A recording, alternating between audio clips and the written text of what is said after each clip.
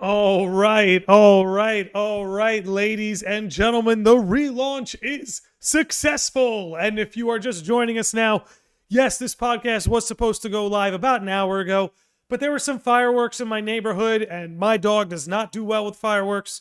So our guest tonight, Treehouse, was pleasant enough, amazing enough, cooperative enough to let us delay an hour so I could hang out with him, wait for my wife to get home, the fireworks to stop. And lo and behold, we have made it. We have made it, and we couldn't have done it without the sages of the lodge, the amazing names you see right here up on your screen. They're the ones who are YouTube channel members, longtime Twitch subscribers, donate directly. There's a couple names missing off of this list.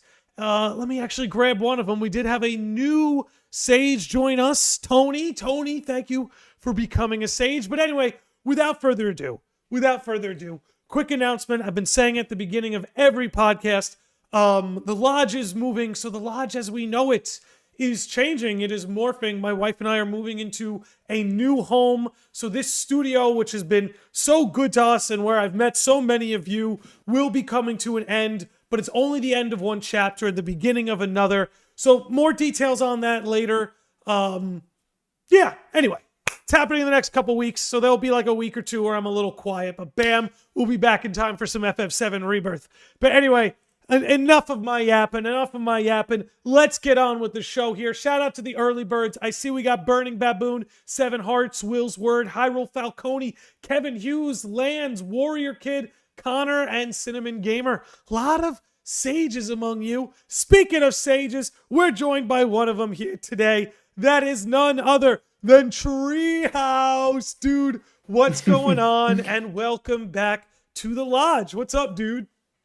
Dude, thanks for having me. It's nice to be back in the realm of being live. This is nice. I like Cinnamon Gamer. That's a great name, by the way. Feeling the Cinnamon Gamer? I tell you, we got some crazy names. Tiger Weirdo being one of them. I don't know. I got a soft spot for Burning Baboon. There's something about that I love. Nice. I'm just picturing like an Inferno ape. You know what I mean? Just going for it. Amazing. But I played this. What is it? I played Unite one day, and it was a Wigglytuff. And they're, you know how Wigglytuff moves like that with their feet? Their name was Holy Toes. And it was like the funniest thing I ever saw. And I'm like, that's in the top names online that I will always remember. Holy Toes. Respect. But anyway, before we maybe dive into it, just to give people an idea of what they can expect in today's episode. So we really want to talk about the future of gaming. And that's going to encompass a lot of things. To get us started, I figured we could talk about some of the games that are going to come out in the future that we're really excited for, why we're excited for them. Maybe talk about some of the things that only the future of gaming or present-day gaming can offer that gaming of the past didn't. And then maybe after we start on a nice positive note, we can start to move into some neutral grounds, talk about digital media versus physical media. Then maybe talk about some of the pitfalls of the future of gaming with these layoffs. You know, maybe we could talk a little bit about AI, the good, the bad, and the ugly of that. I'm just willing to get into absolutely all of it here tonight. But first things first, I do want to lead us off on a positive note. Talk about some of the things we're looking forward to in the future of gaming. And I guess before we get into the pits of it, why don't you lead us off? What titles are on the way that have caught your eye and why? Well, it's crazy because, like, I already know you have so much to say about FF7 Rebirth. Like, it's I have plenty to say about that. But for me, I think it's a really cool time because we're in this period of the unknown for a lot of companies, specifically like Nintendo too. Because, you know, the last Nintendo Direct really felt like, oh, you know, the Switch's lifespan is like kind of dying. That's kind of the vibe I felt. Yeah, not that it's necessarily not a bad way. Bad Direct, but it's like, oh, no, this is the B team. These are the remakes, the remasters. Yeah, end of the console right. cycle. It wasn't bad at all. It was a great Direct, like so many great games and remakes and such. But it felt like it was just the end of the life cycle for the Switch, or we were kind of getting to that point. The cool thing is we have Pokemon Day coming up at the end of the month. And this is kind of the not only time, but this is one of those rare occasions where no one really knows what's going to be next for Pokemon. Because people were definitely surprised with the last gen. But I think with Legends Arceus and BDSP, that wasn't really a surprise at all. But the Pokemon Company has been pretty apparent with their tweets recently about Gen 5. They've just been like tweeting a bunch of Gen 5. You think the Gen 5 remake is coming? Is that what you think we're headed for? Dude, listen, real quick. I just want to say, when Legends Arceus released, there was the subway trainer from Gen 5. There's 2 subway trainers from Gen 5. One of them showed up in the game, and I was like, oh my gosh, like, one showed up in the past. Where's the other one? Maybe it's in the future. That would make total sense, right? And everyone thought I was an idiot. And now everyone's like, oh my gosh, Gen 5 might be in the future. And I'm like, dude, y'all I get it. Like, that's kind of nuts. I've been around these Poke Streets before, bro. Like, I don't know. To me, like, I think they could do something with Gen 5, and that's kind of hard because Gen 5 is that one 2D Pokemon game that's really fast paced. It's peak 2D animation, and it's kind of hard to recreate something like that, right? So if you get to this time period of peak 2D, people might even expect a peak 3D too. So I don't know. I think we're definitely going to get like a new game announced, because it's already a bit surprising that like all the DLC's done. We don't have any notice of any other Pokemon title games coming out, which is like, not really normal for the Pokemon Company, because they always have something to look forward to. Yeah. Usually by this time, after the DLC has been rolled out, they usually have something they can show. But, it makes you wonder if maybe their cycle of releases are going to slow down a little bit, or maybe space out a little bit. Yeah, because from what I understand, usually when the trailer is shown, like for Scarlet and Violet, when the trailer showed, they were basically wrapping up DLC, or they were already starting on the next game. Wow. From what I understand. So, it's kind of hard to tell where we're at, especially with the Switch feeling like it's at its last, life cycle. The Switch is most definitely at the end of its life cycle. I think that would be a fair observation. So it's kind of interesting to be like, well, on Pokemon Day, if a new Pokemon game gets released, is it going to be for the Switch, or is it going to be for the successor? So time is kind of ticking for what they're going to say. Maybe, the Switch is good. The predecessor or whatever, or sorry, the successor is going to be. I'm going to make a prediction. And by the way, your camera seems to be freezing on and off. So I don't know if maybe you want to blip it on, blip it off, or let me tinker with it in any way. But like, you'll go on a good run where you'll be in motion for a while, but then it kind of freezes. I noticed that too, and it wasn't on Discord. You're looking good right now. I'm watching. Okay, maybe that was it. I think you just needed to blip it in and out. But okay, anyway, I appreciate it. I actually think Pokemon, the move would be backwards compatible. Make a game that's on both consoles. Why not? Why not? It's not like they're gonna have next gen graphics or 60 frames per second. You know what I mean? Yeah. I think Pokemon might as well use its advantage of being technologically behind by just being backwards compatible from here on out. But that comes down to Nintendo and how they structure their consoles. But why don't we talk about that? There's so much speculation around the Nintendo Switch 2. Are you expecting a Switch 2 announcement this year? What kind of specs do you think it's going to have? And do you think it's essentially going to be a Switch 2? Or do you think they're going to change course again? So what I would want, personally, different than what I think is going to happen, but what I would want is that I think they should do a 3DS move, which is, you have the regular 3DS with great games, it's handheld, and then you have the new Nintendo 3DS, which has better specs. They make games specifically for the new Nintendo 3DS. Like when Xenoblade Remake came out, it was exclusive for the new Nintendo 3DS, and you couldn't play it on the old one. They have so much momentum with the Switch, is that I feel like they should make like a new Nintendo Switch or a Nintendo Switch 2 that's basically just an upgraded version. But I don't think they're doing that at all. I think they're going to make a brand new You think they're going to change system. course?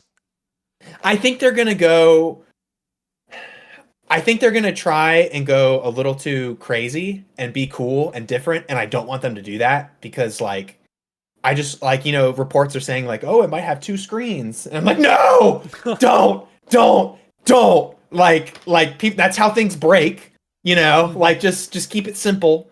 But like there's so much good things with the Switch that if they can just improve it, that would be great. They were reports saying it's gonna have PS4 graphics, it better, and I think that improvement will be great. But the one thing I'm a bit confused about, and it makes me think that it's real, is that the new Switch is going to have an LCD screen and not an OLED screen, and it's going to be priced at $400.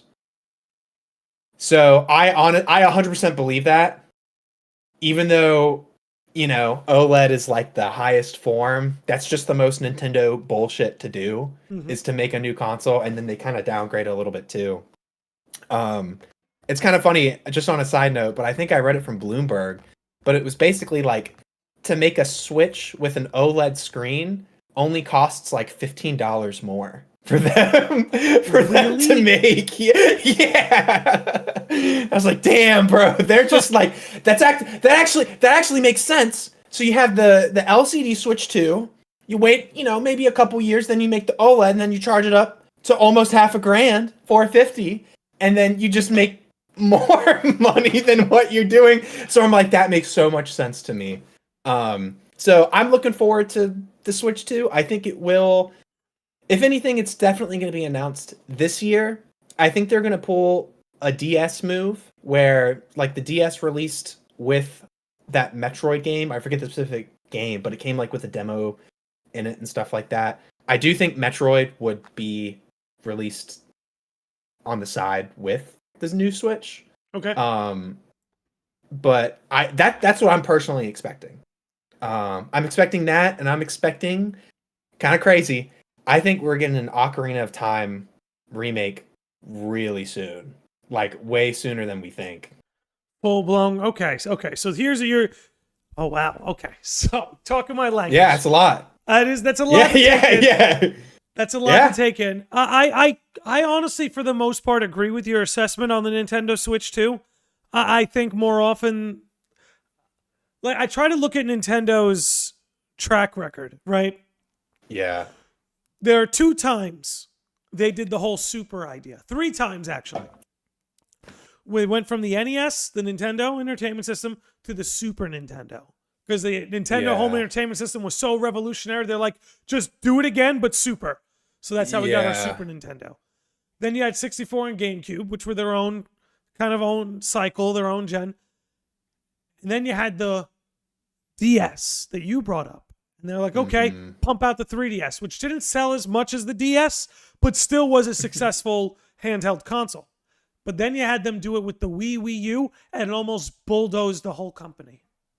So I kind of agree that I think on the inside, they were at the very least be apprehensive to do the Super move again, where you just like a Super Nintendo Switch, even though that's actually what I want. And I think a lot of people would basically want that Super Nintendo Switch. I think that Nintendo would actually be quite cautious about it, because the last time they pulled that move, again, from Wii to Wii U, it almost wrecked the whole company. Because Nintendo, I do think it would. I do think. Sorry, I don't mean to interrupt, but fine. I do think it would work. I do think it would work this time. I think so too. I just think they're going to be I just think they're going to be apprehensive. You know what I mean? I'm not sure this CEO is going to be willing to take a pay cut like Iwata did. You know what I'm saying? Right. Like, things are different now. Things are different now. But I really think that doing the Super move would be smart, but I don't think it's a guarantee. I just don't think it's a guarantee. Right. Because again, they want to. It's like Nintendo has a giant casual audience, something that Microsoft doesn't have, and something that Sony doesn't have a lot of. There are people, families mostly, that just buy the latest Nintendo console because it's something that's good to have in your household. This started with the Wii and the Wiimote, being able to use apps, things like that. So Nintendo has this casual audience that I think they live and breathe on, right? Because if you talk to diehard Nintendo fans, they'll probably tell you some of their favorite console generations are the 64 and the GameCube, when those are actually some of Nintendo's weaker years in comparison. Yeah. But getting back to it, if everyone just has a Switch and they're like, well, here's the Super Nintendo Switch, and everyone's like, oh, but I can still play Mario Kart and I can still play Smash and I can still play all that, I don't think you grab that casual audience again like they did with the Wii and the Switch and the DS. That's the common denominator I see between the Wii, the Switch, and the DS, is they were able to really appeal to a casual audience. And I think that's going to be very tough for them to do with creating a super of any system. But anyway, what are your thoughts on that? So I think that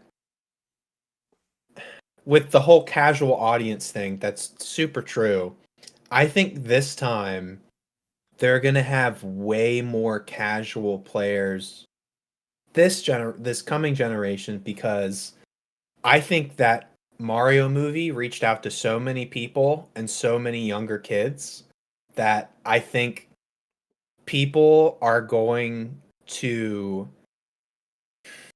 really see Nintendo more as like a family friendly brand from that movie and get involved more so in the games too. So like as Nintendo is like turning into this Disney, corporate, I don't want to say like Disney Corporation, but Disney like entertainment. No, that's exactly company. what they're doing. That's exactly what they're doing. Theme parks, home entertainment. And it's genius. Yeah. It's genius. Yeah. So I think right now, like, people are wanting something a bit fresh. And I think even with something like the movie, you don't necessarily, this is kind of hot topic. This is just what I've been thinking lately. But we're kind of, and we'll talk about it later too, but we're kind of getting to a point where Nintendo is becoming such a big entertainment company and they're going to be moving forward. It's almost like you don't need to get a gaming console, or people don't need to play their games to enjoy the type of media Nintendo provides. So I think people will be really into the new Switch, but we're kind of in like a new era. Like if you look at Nintendo from like the Wii U and 3DS to now, it's only been about like 10 or 11 years since it's been a total company switch.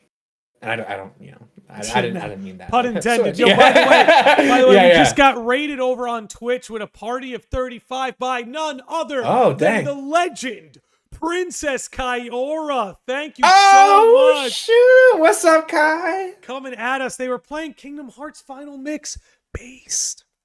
Oh, dang. Let's go. So based.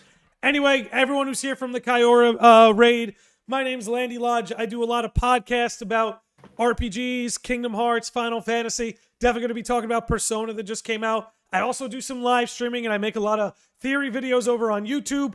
Welcome to the Lodge. Feel free to come hang out. Again, we like to talk games, play games, whole ordeal. Today, we're talking about the future of gaming. We were just getting on about Nintendo. And Tree, you were kind of just saying, like, they're going full-blown multimedia. And I actually, and we'll talk about this a little bit later when we get into maybe the more negative things about the future, but there's a lot to be, in my opinion, there's a lot that should be worrisome about flagship gaming brands and companies branching out into multimedia. Because, say what you will, the majority of the pie at Nintendo goes towards video games. But as they branch out into multimedia, be it movies, TV shows, that pie now needs to be split up a little bit more. And for someone like me who comes to Nintendo for games, that could be a little worrisome. But anyway, let's get back into the Nintendo of it all here. Them pulling a Disney, theme parks, everything like that. But as far as the Switch 2 is concerned, I think you raise a lot of good points that they found other ways to keep their casual audience in the loop. Because I saw someone in the chat was saying it, like, yeah, a bunch of kids who are like 3 years old just saw Mario. When the new Nintendo console drops, they're going to want it, especially if there's a launch Mario title. Now, allow me to make another prediction about the launch. I think, and then I want to muse a little bit about FF7 Rebirth. Okay. Yeah. Please. I want to muse on that for a bit. But, oh God, what was I getting at? Launch day. Do you know what would be the smartest thing to do for Nintendo on the launch of their new system? I do actually. All right, say it on 3. Animal Crossing. That's Oh. what I was gonna say. Sorry. I knew it. No, but for real, dude, for real. If they have, It would. I know people where they own a Switch, but it's not a Nintendo Switch. It's their electronic Animal Crossing island portal. That's it. Like, and now they use it for YouTube and other things. I know a lot of people who they really only have a Switch because of Animal Crossing. This is a big part of that casual audience you and I were talking about.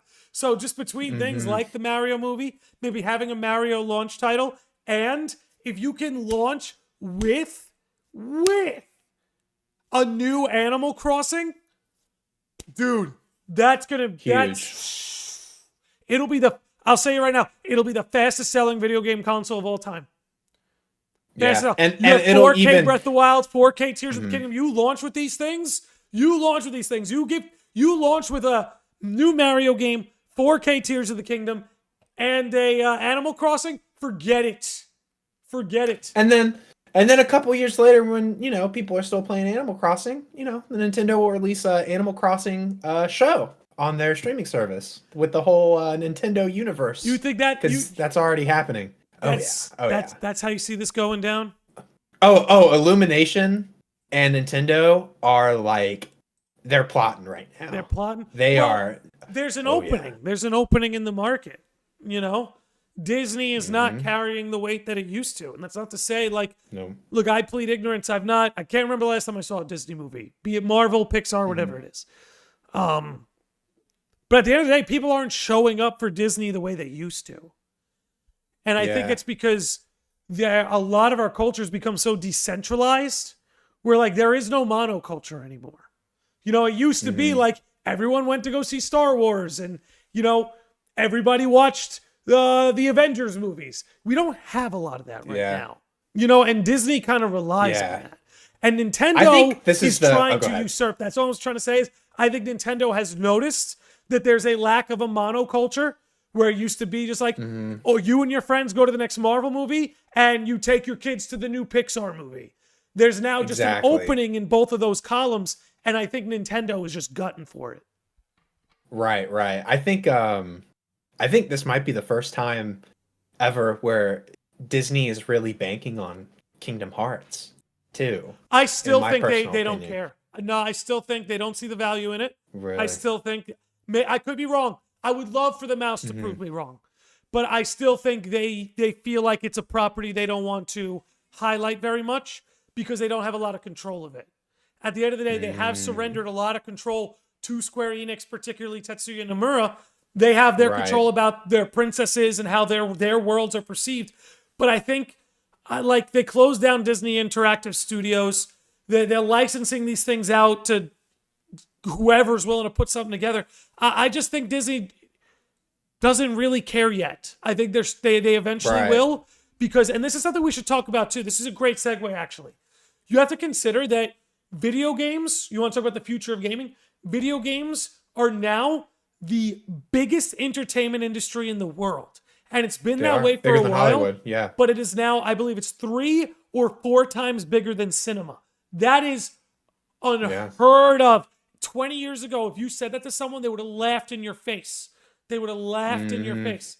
But we're living at a time, we're living at a time now where a lot of the talent is going into games. A lot of the investors are going into games. A lot of our culture is looking at games. You now have a point where Hollywood is kind of surrendering and going, hey, we'll make video game movies.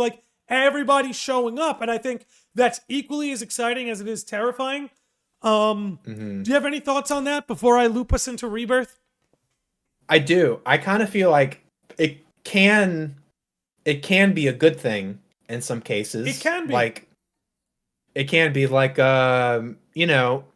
you don't necessarily have to be interested in the original aspect of an IP. So all these the Marvel movies that were booming years ago, maybe 6 years ago, the Avengers and stuff like that. I never read comic books. I wasn't really into comics. I wasn't doing any of that. But the Marvel movies like really got me invested, and it got me learning about like the comic books, and like even to this day where I still don't like read them or have like this intention of doing so, I still feel like I had a great time getting into the franchise and discussing the future of those IPs with other people. And I think that's what companies want too. So like if we get to a point where, you know, someone doesn't play the Mario games, but they're buying like the Mario, you know, stuff on the side, or like the merchandise and seeing the movies or watching the new episodes, I think that could be a good thing. That doesn't mean you have to sacrifice the quality. We're not talking about Pokemon, but I do think it could be spun around into something positive too. Well, it's like, But you need the good person to keep the games well. Like Miyamoto, he's always going to care about the games, always. But with like something like Pokemon, it's like they don't even need the games, and they don't give it that. I mean, they give it attention now, but it's not the quality that it used to be. And I think the quality is the most concerning thing for me. well, and I think that's the problem is I feel like when we look at a lot of properties and games that have achieved that sort of like bigger notoriety, Pokemon most notably, it's like, oh wow, the video game just kind of fell into the background. Like it started that way, but Pokemon's now reached this point where the games have just become secondary. And I think anyone who's a Zelda fan or a Mario fan, this prospect of theme parks and movies and shows has to be a little bit worrisome. That's just how I would feel, you know? Because Pokemon has all the money, all the resources, all the fan base. They can do whatever they want, but that's for some reason they don't choose to do it that way. I was listening to two people who used to be Nintendo employees, Nintendo of America employees, and they were discussing what Nintendo is talking about with the release of Palworld, and they just said that Nintendo bows down to Pokemon, which I thought was really interesting. And I think it's because of that very reason, but there's just some type of standard with games that Miyamoto has. It's like people like Miyamoto and Nomura and Sakurai have for their original IP, because they're kind of afraid of that exact same thing happening. Like when Sora got into Smash, Nomura was kind of cautious, while Disney was like, oh yeah, it's gonna make a lot of money, come on, yeah, let's do it, we're down. Yeah, so, and it's not about that. So I definitely understand your concerns. I'm a bit worried about it too.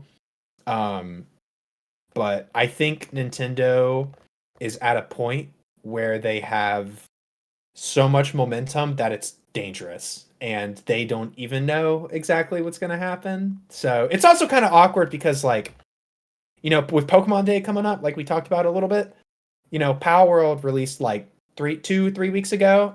It sold over 19 million copies or downloads. Yeah. Honestly, let me tell you something. Maybe we can talk about that a little bit now. I hope it outsells. I hope it outsells Scarlet and Violet. I hope so too. And I say this as someone who, look, I love Pokemon. I know you know that. I know a lot of my audience knows that. But I love Pokemon.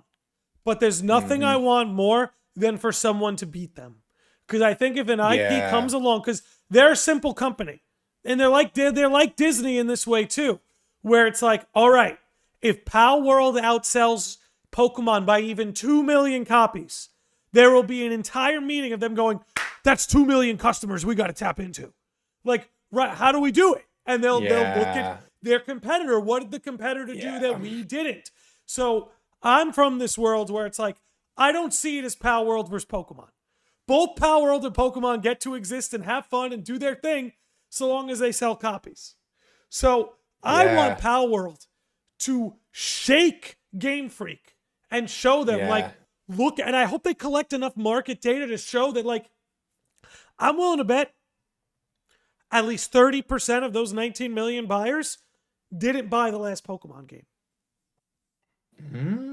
I'd be willing to bet. That's interesting. This is what I mean. These are the conversations they're going to start having at Nintendo. Go, hey, look, there are people who want to go out there and catch and hunt monsters.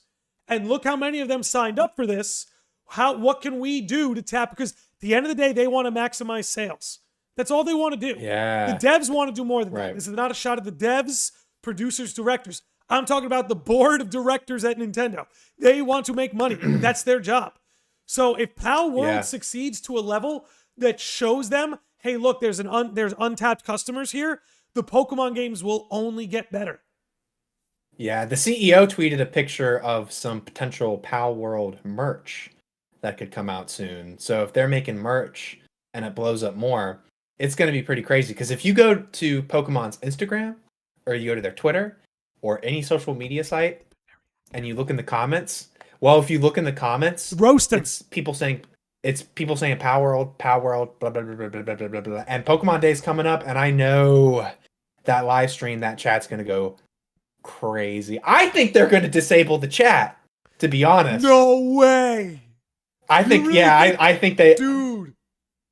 I think that'd they might. Be a bad move. I think if it's not good news, then just that chat's gonna go crazy. Okay, sorry. Anyway, what about FF7 Let's remake? give a shout out. Let me hear everything. You got it. Let's give a shout out to the Master of Masters. Dropped the $2 super chat on us. Says sorry I'm late. Ooh. Just got home. That's all right. You're in time. You're just in time. Welcome. Just in time. Yo, Kevin Hughes says, bro, if they disable the chat, dude. But you know what? If Palworld gets them to disable the chat, the next generation of Pokemon will be so lit. I'm telling you. Yeah, true. That's just my take. I've not played Palworld. I cannot comment on the quality of the game. I plan to maybe play it soon. I mean, before we get into FF7, you have played Palworld. What's your take on it? And do you think this is going to be something that rocks the industry a little bit? Or do you think this is a quick flash in the pan? Well, it's funny you mentioned that because people are like, like last week it was 7 million copies. 7 million downloads, 8 million downloads. People would say, oh, it's just slowing down. It's slowing down. The next couple days, it's like, oh my gosh, it's 9 million copies. Wow. It's going to slow down the next time. Today, it's like 19 million copies in less than a month. And this is a game that's going to get a lot of support. It's not like Pokemon where it drops and that's it. The majority of sales are in the beginning. Palworld is going to continually get support, and games like that continue to rack up sales.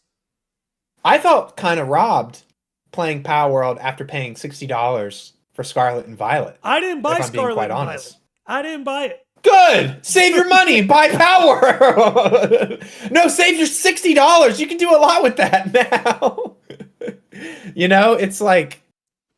It's interesting because Palworld is such a fun game.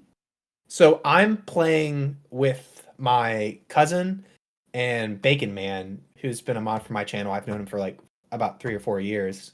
And we're having a great time because I really want to talk. I want you to talk about FF7 remake. We do. I think it's all good. We got all night. Okay. Go into it. I kind of want to not like segue, but I want to mention a really important point to what like I'm looking forward to in the next 10 years with gaming. So the three of us were playing Palworld and it was fantastic. And my cousin has the MetaQuest like AR goggles. You know what I'm talking about? He can play Palworld on those, like sitting on the couch or whatever, and it basically gives you a huge visual of a giant screen. Like you can change the size of the screen. You can like sit any way you want. You can be looking up. You can play with a controller. And the Apple Vision Pro just released. He's taking the demo next week, and if he likes it, he's going to buy it. But I really think that the future of gaming is definitely going to be kind of in that realm. But it was nice to like hear he was playing it one way, I was playing it one way, and you never know, like someone might just be playing it from their phone. I think it's cool you play or their a third-party game. Yeah, or your tablet. And I know like Pokemon is locked on the Switch, but it's like you can play this indie game for $30 any way you want. And I think that's the future of making IPs and companies really successful, is that if you give people opportunities to play in these different ways, they're going to buy it. And that's what people did with Palworld. You know, I had a Steam account, so I went ahead and got it. You know, people who had Xbox, it was kind of like, I don't want to say it was like an exclusive, but it was heavily advertised. And now Microsoft is really stepping in because they saw how much money Palworld made just in like 3 weeks. And I wouldn't be surprised if Microsoft licenses it to be sold on PlayStation's platform. Microsoft, it's so fun. They're such a funny company right now because they don't even have loyalty to their own console. Because at the end of the day, software sales is what makes the money. A lot of these companies, they take a loss when they sell you a console. When Sony sells you the PlayStation, when Nintendo sells you a Switch, they don't make money. They make 90% of the manufacturing costs back, and they make their profits selling you games and software. So I wouldn't be surprised if Microsoft brings Palworld to Sony or to the PlayStation platform. Yeah. I wouldn't be surprised either. I just want, like, we'll hold the segue, but I really want a physical copy of Palworld. Yeah, okay. Let me gush about FF7, then we'll move into digital. We'll move into digital physical media. I think so. Look, when I think about the future of gaming, there's no game I'm more excited for than Rebirth, which drops in like a month. Now, again, I would say Kingdom Hearts 4, but we've just not really seen anything of it yet. We saw a trailer of a tech demo that probably has a 50% chance of being scrapped. That number is based on nothing, so don't hold me to it. Anyway. Wait, what is this? Wait, what? No, I was just saying that the trailer for Kingdom Hearts 4 we saw was, the footage is so early in development, it may not even be part of the final product. And they said that too. They said it was, you know, they wanted to avoid leaks too. And it was the 20th anniversary, so we're not getting that bad boy for a long time. No, it was just a little peek. We haven't seen much, but as far as Rebirth goes, the reason why this game in particular is so exciting is because this is a game they wanted to make since the early 2000s. Since the early 2000s, Square Enix has wanted to remake Final Fantasy VII, but they waited. They could have made it for PS2. They could have made it for PS3, but they waited. And I think thank God they did, because I think we're in a very special pocket of gaming history, because I think a game like Rebirth will not be possible in 10 years. It won't be possible. A game. Tell me about that. Okay, so a lot of these games have big movie budgets. Like, I think it was the last Spider-Man game. Yeah, I saw that. A budget of approximately 150 to 200 million, something like that. And it's like, great. Imagine you had $201 million of revenue, and 200 of it was spent reimbursing yourself for the production cost. Now, I think right now gaming's at a point in time where they can sort of afford to get away with it, because so much money is coming into gaming, and because it is the primary entertainment industry in the world. Again, bigger than cinema, bigger than TV, bigger than books, bigger than comics and graphic novels. Yeah. That's not always going to be the case. Whether a new media comes and takes over that primary spot, or something like cinema and TV sees a resurgence, at the end of the day, that's not always a guarantee. Now, another reason why I think it had to be made now, in particular, because I don't think this game is possible in 10 years, is because I think there's going to be so much consolidation among games. Because, how do I put this? We're at a point where if companies like Square Enix and Capcom, if they make a game like Rebirth and it flops, it can tank the whole company. True. Yeah, a lot of it, because they're spending so much to create it. And because you're spending so much, if the game flops, but again, those a Balan Wonderworld flopped, well, good. They didn't spend a lot of money on that. But if a Rebirth flops, that's a big deal. Over. That's like a Mario flopping. That's like a Mario flop. Like, yeah. So I think we're at a time where these game companies can afford to do this. But again, I think in 10 years, a game of this scope and size just won't exist. Because what they're going to do, and this is just my prediction for the future, the new Spider-Man game that came out, that's going to be the new model in terms of length. Like, how do I put this? I don't think we get 50-hour campaigns with an extra 50 hours of side quest content. I think what they're going to try and do is sell you a 20-hour campaign as many times as they can. That's kind of what I think is going to happen. Wow. You know, because, that's an interesting point. Well, because the times we're living in too, it's like at the end of the day, it's not 20 years ago. There's so many more game development companies now. There's so many more franchises, so many more platforms, so many ways to play. Now you can play on your phone, you can play on a PC, play on a PlayStation. It's a lot of third-party competition too. So much that I just, how do I put this?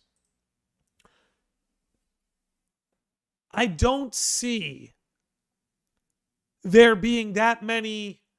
I think you're always going to have heavy hitters, right? You're always going to have your Baldur's Gate 3s that, you know, sell a whole lot. But at the end of the day, I think gaming itself is going to decentralize so much. You're going to see a lot of these companies merge, and I think those mergers are going to be a disaster. I really do. Because that's really interesting. Imagine a world where Sony buys out Square Enix, and now they have to manage that from the top down. Now 10 years have passed, and maybe some of the developers we really like have stepped down.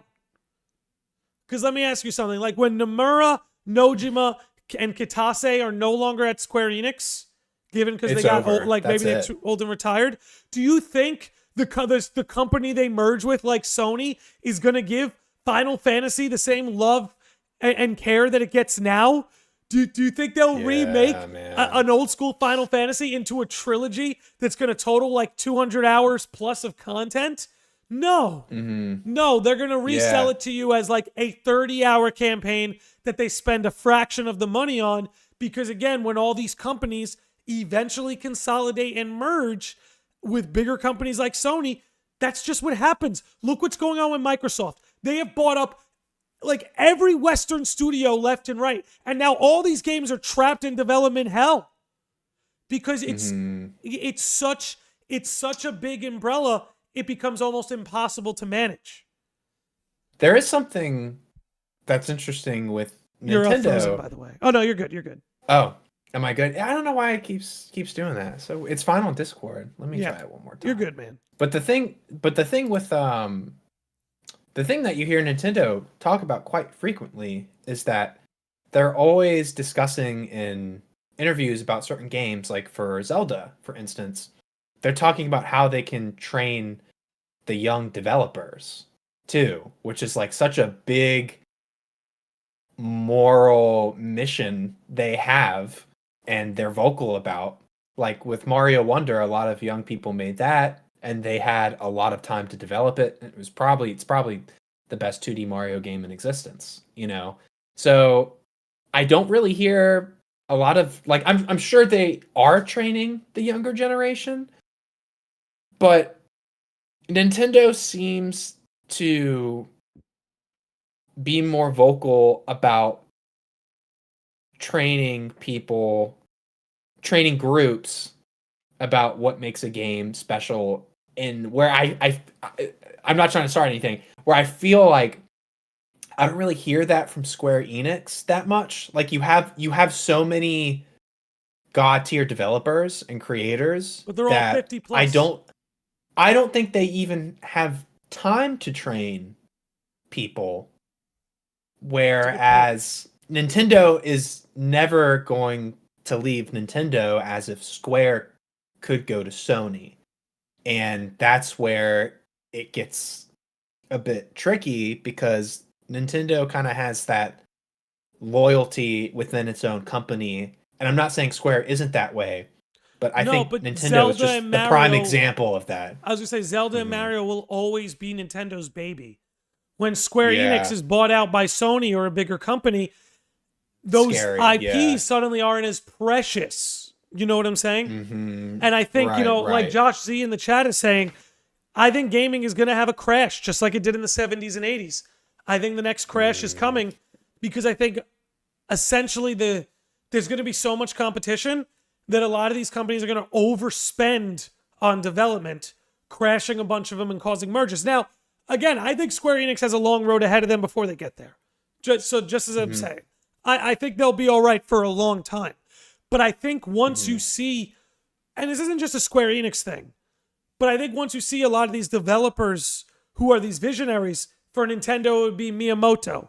For Square Enix it would be Nomura or Nojima or Yoshi P. But once those guys are gone, what then? Because I think you've seen it in other brands where when a series loses its visionary, the audience is no longer loyal. They're now cautious and actually very judgmental when a series loses its creator. It's not guaranteed you inherit their audience. Right. Well, it kind of comes back to, if they spend so much development on games and it doesn't do well and it crashes the company, I would personally say, like, as a gamer, it wouldn't be the best news, but it would be nice knowing that if the games didn't do well and the whole gaming crash happens, I would still like to see my company alive because of their entertainment industry, right? Through like movies and TV shows and this and that. So I think Nintendo has been so safe, or they've been very smart, where they're kind of putting so much money into a whole different segment just to be cautious of that giant game crash. Because if the game market crashes and no one's playing games, no one buys games, anything like that, they'll still be alive with the movies and the shows and the parks and stuff like that too. Where Xbox and Square, or Microsoft and Square, are kind of in a pickle where they're solely relying on that. And I think that's where Nintendo's being genius with how they're investing their money. Yeah, because I just to go to that point, Sony and Microsoft, like, they also have other departments that bring in money for them too, right? So if there was a gaming crash, Microsoft could go, okay, look, our tech division is just going to subsidize the gaming division until we get out of this funk, right? But these third parties, they don't really have that option, right? Your Capcoms, they don't really have that option. But I think the optimistic thing, and then of course I'll rein us back so I can gush about FF7 some more. But I think the positive thing, honestly, is that when this game crash happens and the devs we all know and love maybe are no longer in the industry and there's a lot of consolidation and buyouts, that's going to be the rise of indie gaming. Indie gaming will absolutely explode, dude. It will explode when that time comes. So that's true. Gaming itself's going to be just fine, and it's going to be great games to play no matter what. But don't be surprised if in 20 years, when Nintendo, Microsoft, and Sony have bought up every studio we know and love since the 90s, don't be surprised when the indies rise up. That's my prediction. But that's more than 5-10 years down the road. That's like 20 years down the road. It's already starting, I think. You definitely see it starting now, but I think what Stardew Valley did for farm sims, someone's going to do for RPGs in 15, 20 years. Like Sea of Stars is booming. Sea of Stars is doing very well. I wouldn't say that I wouldn't say they've made the same impact Stardew Valley had, because Stardew Valley changed their entire genre. I would like to hope that Sea of Stars sets a precedent that A, indies can do it, and B, there's still a market for these old school RPGs. But right. I hope not. Don't like indie games. Connor, there's an indie game out there for everybody, dude. Indie games are not inherently good or bad. It's just that just means it came from an independent studio. I believe there's an independent studio out there that's made a game you would love. I'd put money on that. And every major company used to be an indie company too, or at some point, essentially. Developer. Yeah.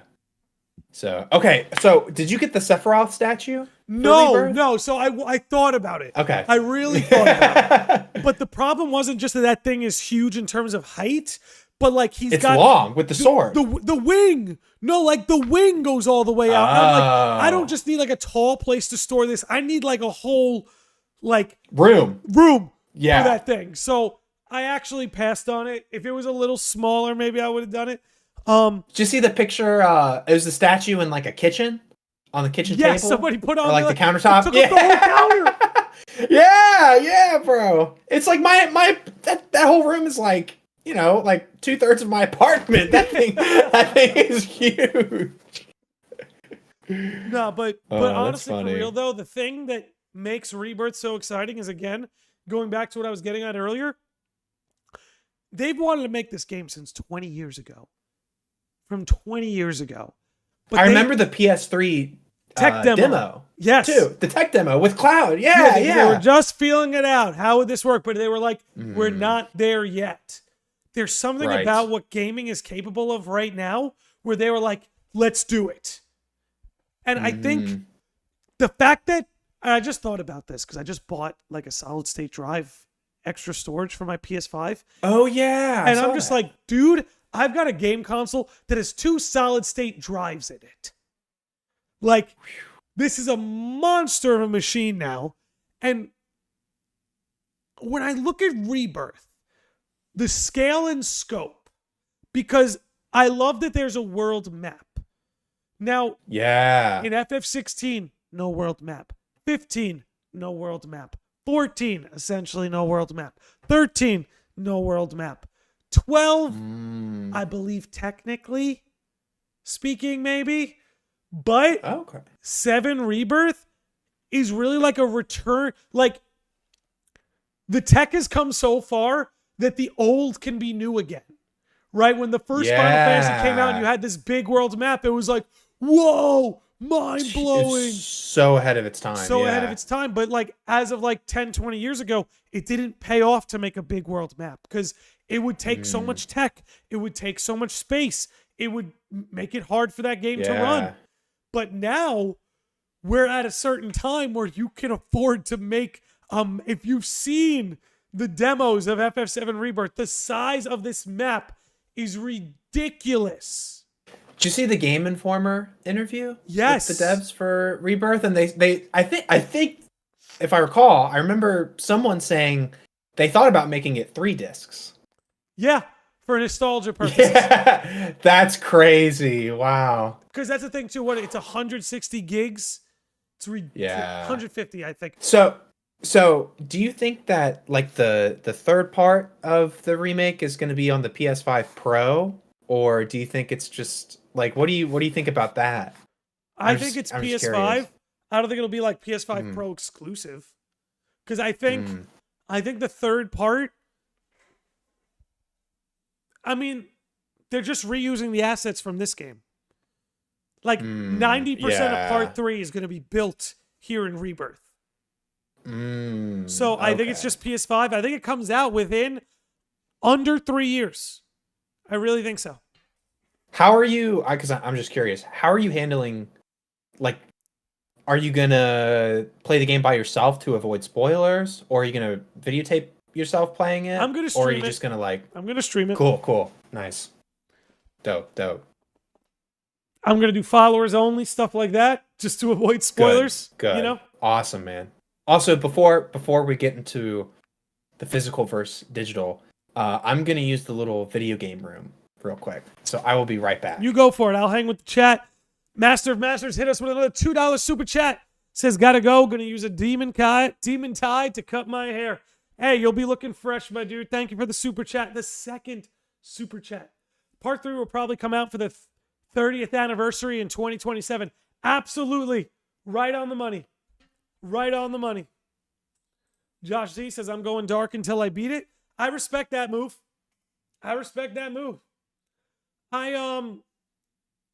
Yo, PB and Chili is here. What's going on? Can't wait for that stream. We're going to have fun.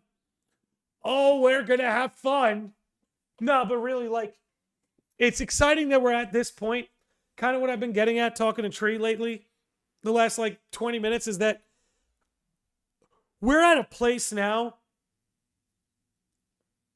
where just between the technology and the budgets these games have, it's like Rebirth is so much bigger than I ever thought it would be. Like, I didn't think they were going to do this with Rebirth. I thought Rebirth was just going to be a bunch of hubs like Midgar that you travel to, kind of the way you do in FF16. Those who maybe played FF16. I thought the map was going to be a lot like that. But when I see what they've done, it's ridiculous. PB Angeli says, Dude, I am... Oh, go ahead. Oh, PB? PB yeah, Angeli? she's here. She's on Twitch. Oh, what's up, PB? Just can't believe it's been like 2 years I've been on this remake ride with you all the whole time. Yeah. What, 2 years since Integrate? Is that what you mean? It's funny because I was just going to say, I'm like so happy for you because it's just such a special thing to grow up with a game like FF7. And then you're living at a time like still really young where it's like you're getting this insane remake, you know? Like if you think about the odds of everything, like to me, it's crazy. Like I could grow up with Kingdom Hearts and like kind of when it was first releasing and then like, you know, Sora gets in Smash or like Pokemon, you kind of live your whole life seeing the development process and the history like going forward. It's crazy, you know? It's like, damn, I could have been like born any time in the world, but it's like right at the time for my favorite things to happen all in one go, you know? So, well dude, you know, I've said it many times. It's like FF7 is like, it's probably the most pivotal game in my like gaming life. Cause A, I was exposed to it so young, and B, like, it's like, it's one of those things where it's like, oh, before FF7, I liked these kind of games. After FF7, I gravitated pretty much entirely to RPGs. Like, right. To live at this time, excuse me, to live at this time where we're getting a remake at the scale and scope that Rebirth is going to be, it's mind-blowing. It's crazy. Mind-blowing. It's wild. But let's move off that a little bit. I could gush about FF7 all day. We're going to do a podcast on it this week because we have that new state of play for Rebirth that's dropping. So don't worry, there's going to be plenty of Rebirth talk on the channel soon. Let's talk about something that's been going on in gaming. Maybe now we can move on to the meta of it. There seems to be a major push towards digital and a push away from physical media. Your thoughts? Well, I have a lot of thoughts, but I do want to say that before we get into it, I actually like, because you know I don't want to be a hypocrite. I actually prefer like all my games on my Switch are digital. I prefer like digital games, but I do value the importance of physical, and recently it's been making me more pro physical. Like I already like I collect like sealed graded video games. Like I have a graded console, I have graded games. Like I'm sending shit off right now. Like I'm buying what I can before this whole shit gets too crazy. I think in a hellish future, we're going to be cracking open our sealed games just so we can actually play them before all these licensing agreements end. You know, like I'm gonna have to break open my Kingdom Hearts 1 first print just so I could be able to play it. But I do like the convenience of digital, but I do see how physical isn't becoming an option anymore, and that's where I get a bit wary of the whole situation, especially with, you know, Microsoft Xbox leaks that have been saying the newest console is going to be all digital. It will. Which it will. Yeah, it definitely will.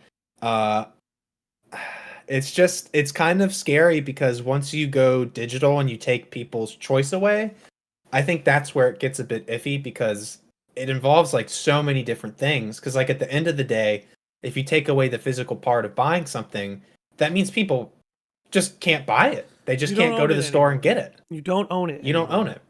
And to be fair, like right now, like when we buy a game, we technically don't own it. Like we have the license to like play it. I'd say that's only true for Sony and Xbox. I think the Switch is another animal because you have a cartridge. Because it's a cartridge and not a disc. So for instance, I could be in a house that has no internet. And if I put the Switch cart into my Switch, I can just play it. You can play However, it. for all these games on PlayStation and Microsoft where you need basically the disc is basically a ticket that gets you into the server that lets you download the game. But the Switch is actually a different animal where you, in the cartridge, you have all the data for the game.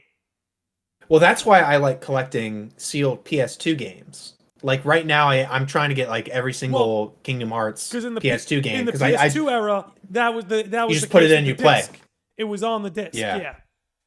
You didn't have to download anything. Like I remember even when I got like for PlayStation 4 games, it's like you still buy it digitally, or you still like get the physical copy, but you have to download something, and then you can play it, stuff like that. But I think it's hard because, like when I was growing up, I gave up all my physical stuff to get new games, and it gets personal when you take away something that someone bought, you know?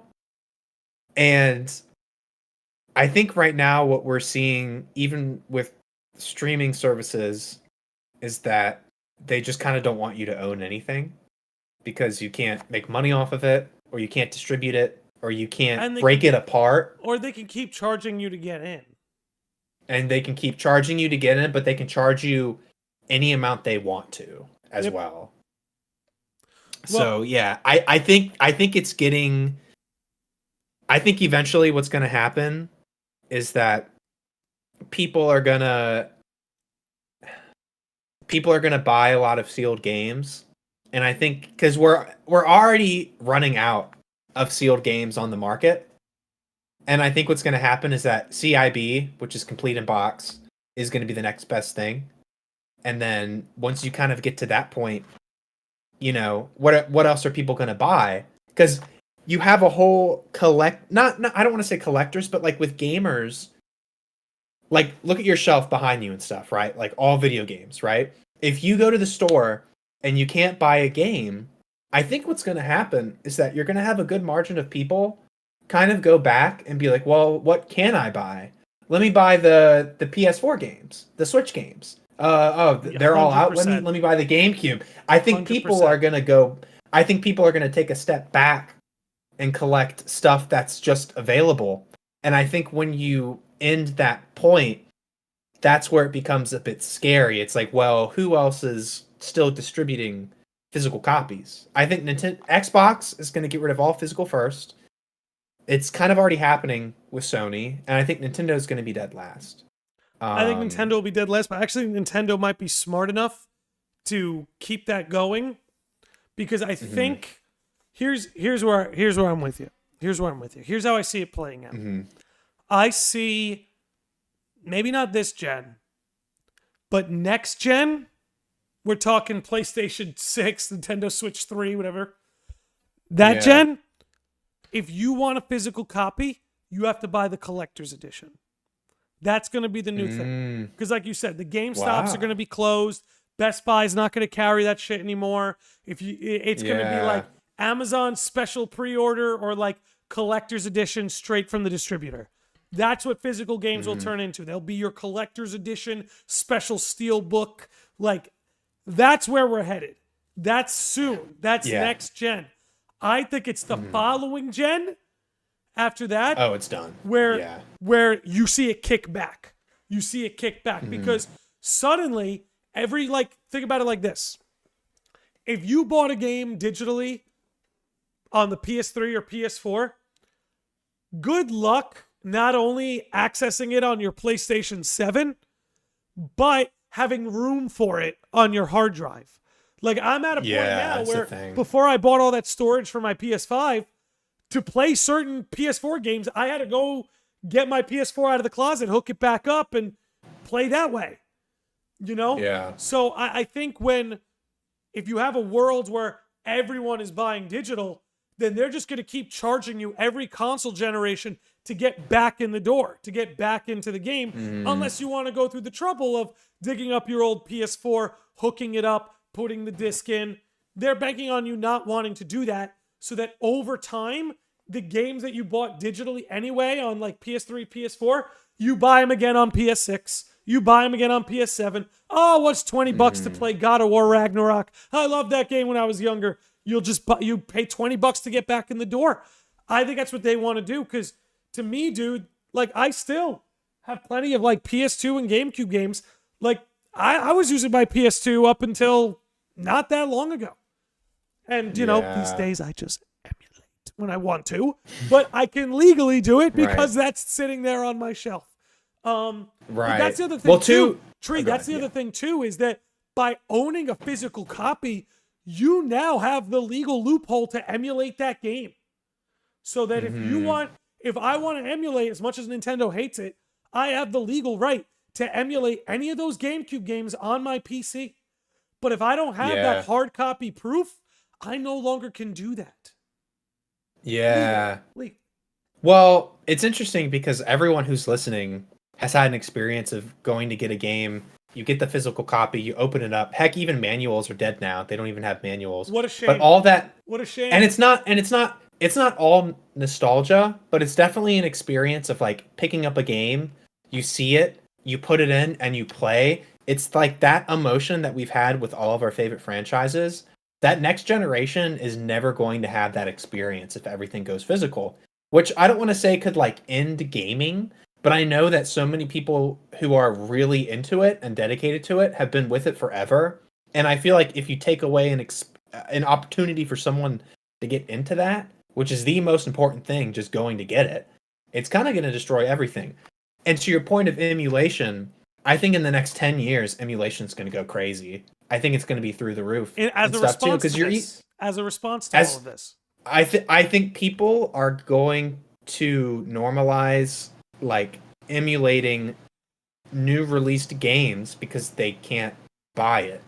Or if they have an argument of saying, I'll be straight up. I don't want to buy it again. Yeah. No, I'll be straight up. They're going to say, well, if me purchasing it isn't owning, then me emulating it isn't stealing. Right? Because like, again, at the end of the day, it's like when you buy something digitally, you're just paying for a temporary license. Like literally, legally, that's what you're paying for. Is like hold my judgment on legally. I'm no lawyer, but like literally, you're paying to license it. You're paying to temporarily own it, in a sense. But when you own a hard copy, it is technically your property, and you can do with your property what you want, right? Like Tree, I can pull any of those PS4 games off the shelf and sell it to you. You know what I can't sell to you? Fall Guys, because I bought it digitally. So even though I paid $20 for Fall Guys, I'd love to take my technical property and sell it to you for $15, but I can't because I don't actually own it. But any of those games there, I do actually own and can sell to you. You know, that to me is proof of ownership. If you have the ability to resell it in some capacity, that's a sign you actually own it. But if I paid for it and it's glued to my Sony account, glued to my PlayStation, no. You just charged me to get in the door to your venue. And you're giving me a pass. I've got a little pass here. Like, do you know what that it kind of reminds me of when when people were jailbreaking their iPhones and Apple was really upset. It kind of reminds me of that because people were saying, "Oh, well, I bought it. I can do what I want with it. I can mod it. I can hack it. Like I own it." And, you know, like it would avoid their warranty, but people were also upset about that because they still bought that product. So the other thing is it's tricky to... Oh, I know what I was going to say. I was going to say the thing that's so funny is that Nintendo is so bad about making older games available to people, right? But they kind of do it in a perfect way, for example. So like their games that people want to play, they're just kind of recycling it, or they're just waiting and making something new. Like, so for example, like let's say like Pokemon Yellow, right? There's the game, like, released on Game Boy. The only other, and it's not even physical, but the only other time they really released that game was for the 20 years, like the 20th anniversary for Pokemon. They put it in those Nintendo 2DS consoles pre-installed, not even on a cartridge. But you could either get it through buying the console, or you would have to, download it from the eShop on there. But what they did is they're like, hey, wait a minute, let's make Pokemon Fire Red, Leaf Green. And it's like, oh, no, let's not release the original yet. Oh, let's, put it on the Nintendo 2DS. And it's like, what else should we do? Oh, let's go Pikachu and let's go Eevee, Oh, let's just, like, get some old stuff that we have, recycle it, but not make the old stuff available, and just keep banking on that. They did it with that. They've done it with Mario Kart. That game is, like, 10 or 11 years old. It's the same thing. It's kind of... They've been the masters of it. Yeah. Like, I think companies wish they could... Yeah, charging you to get in. The biggest thing I really kind of wanted to talk about was the whole Microsoft layoff in general. Yes. Is that rumors, I don't think anything is like... It was just reported, allegedly. It's not, like, confirmed or anything. But that they did get rid of their whole physical media department, meaning, like, distributors. And when a company like Microsoft gets rid of the middleman, gets rid of distribution, gets rid of storage, and then they charge more for their games, and they get rid of all physical media, they're obviously going to make a shit ton more money, which is really sad because you have almost 2,000 people who... Let me pause you. I think we have to wait and see, right? Because just because they laid off their physical media department, that doesn't mean they're not doing physical media. They might have found a third party that can do it for pennies on the dollar. Or they might have found a third party that can handle it for them in a smaller scale. So maybe so. It just doesn't look. You're right. You're totally right. We have to see what they do, but it's not looking good with the console having no physical. No, Microsoft will be the first to go. I actually think Microsoft's getting rid of the console. It's not just the physical. It's not just the fucking jewel case they want to get rid of in the CD. Yeah. They're going to get rid of the console. You're going to pay for Xbox like you pay for Netflix. They already have that. Game Pass. That's the future. That's what they want to do. Which I think would be horrible. We want to talk about digital physical, because if you go all digital, then they're going to make it subscription based. If the physical media is gone, it becomes subscription based. And you know what? Like, while I'm on it, I love talking about this stat, but all the movies before 1940, 95% of them are gone. Forever. Never coming back, never to be seen again. Not just because they were lost to time, people throwing them out, not caring, but that film is fried. Completely fried. So this is where game preservation and emulating comes into play, because like, hey, a lot of these cartridges, like a Switch cartridge supposedly can last 120 years. Supposedly. Right? Allegedly. Oh, wow. PlayStation disc supposedly could last pretty long too, not as long as that, but again, allegedly. You move to a subscription-based model, we're going to lose so many games to time. So many games will be lost to time. But not only that, you don't want the subscription model, because then, how do I put this? Games no longer get individually budgeted. You know what I mean? Or it becomes tougher to individually budget things. Because if you're paying, how much is Game Pass? 15, 20 a month? I think you can. Yeah, I think, because what I'm doing right now, just to play Palworld with my friend, because he doesn't have Steam, he's playing through his Xbox, is that you can actually sign it for like $1 and then cancel it before it renews. So technically you can do it for like $1. Well, look at that. But yeah, I think it's like 16. Let's call it 15. Let's call it 15. Like so you're paying $15 a month. That's $180 a year. That's 2.5 video games. Is the average gamer buying 2.5 video games a year? And you also have to think about it like this. It's like, for me, so I have 2 Switches, right? I have a Switch with like all my regular stuff, like all my regular games. And then I have a second Switch for Smash and mods and everything like that. I actually don't own that many Switch games. I made the decision to buy 2 Switches and 2 copies of Smash Bros. Because I invest so much time into playing the game to where for me, I'm actually saving money because I don't buy that many new Switch games. Like, I have so much value in having 2 games and playing it as many times as I want.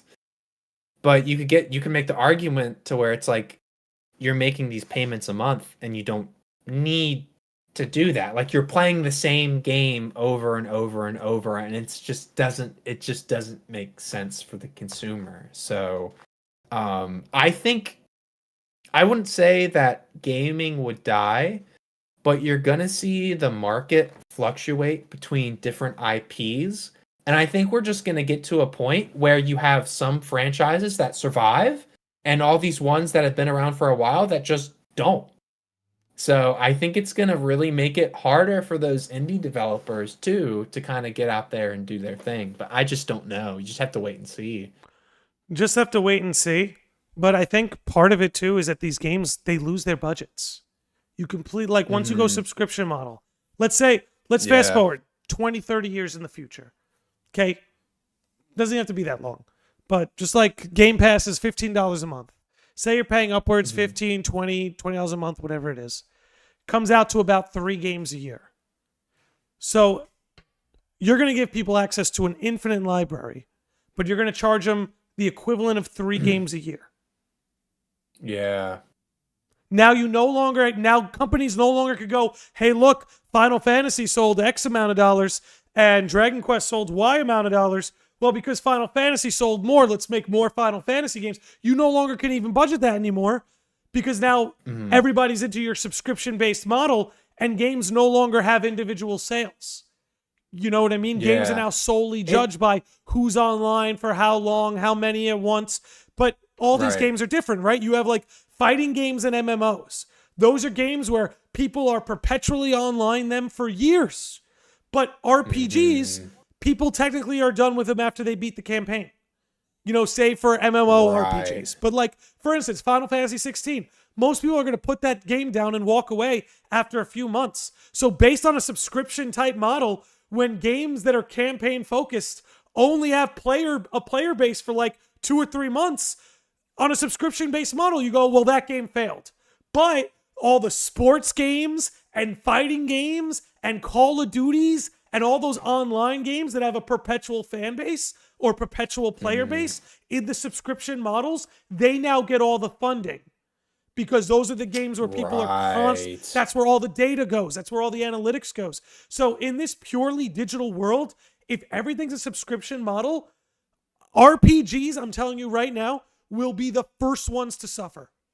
Well, because by nature, their player bases are flash in the pan.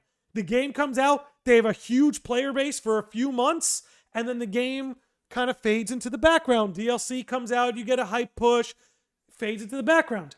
Again, when you compare it to games like a Fortnite, you know, a Call of Duty, a Madden, a World of Warcraft, a Final Fantasy 14, all these games, Tekken, Mortal Kombat, games that are perpetual, have these updates.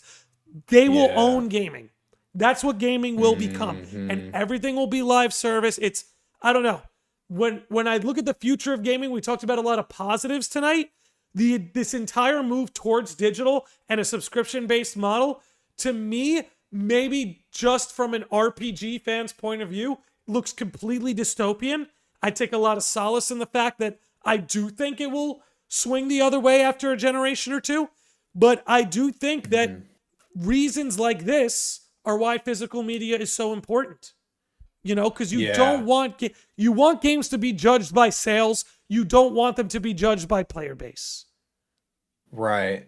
Yeah, that's the thing too. Well, it's also kind of like, you know, we're already seeing it with the NES, and this is like respectfully, of course, but people, that whole generation is kind of like our generation and people who are a bit younger just don't really care about the NES. There aren't any games that are like oh my gosh, like it's all kind of gone or disappearing. NES to them is what Atari was to us.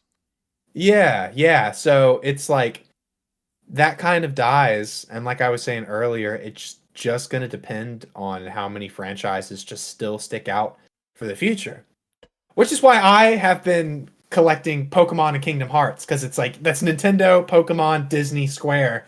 I think that's solid. Those are pretty safe. Those are safe. Those are safe. And if not, I still love the franchises, but it's like once you get to a 20-year anniversary and they're still going strong, it's more likely that they'll keep going for a while too. Pokemon's going to be 30 soon, which is nuts. The next 2 years, it's going to be 30 years old. Dude, FF7's going to be 30 soon. Oh! Wow. 2027, and that's why we were talking about it earlier in the chat. That's when I think the third game's going to drop. 2027 on the 30th anniversary. Man, that's just crazy.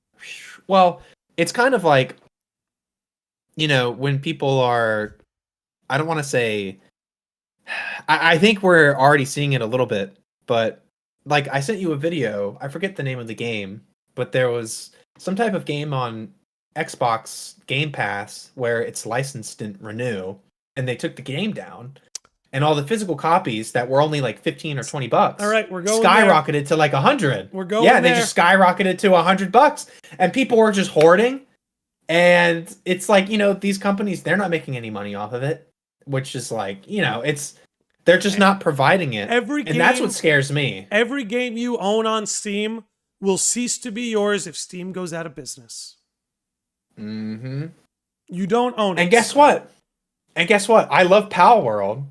But, I just want to make clear, like, the Pokemon Company did say they're investigating Palworld, which is so dumb because they're just mad. Yeah. They also just want money the from them. Nintendo ninjas would have had a cease and desist on that shit years ago. They have no. Also, case. someone on Twitter literally lied and made models of Pokemon that were like super identical to the models in Palworld because people are such haters. People are such fucking idiots. There was a lot of false information being spread about Palworld. Yeah. Like you said, on Steam, you have to disclose if you're using AI assets. Legally, you have to disclose it on Steam, and it's not disclosed on their Steam page. So like at the end of the day, they're owed the benefit of the doubt. Exactly. And like even if they did use AI, which I think for parts of it they definitely did, but there's every single video game company is using AI right now. Right.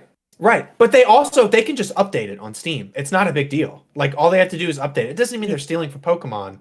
But basically what I'm trying to say is that when you have lawyers that are with Nintendo and will do anything to take something down, right? Like what if there's another banger game that comes out and they stole like one tiny asset and the whole thing gets shut down? I see where you're going with this now.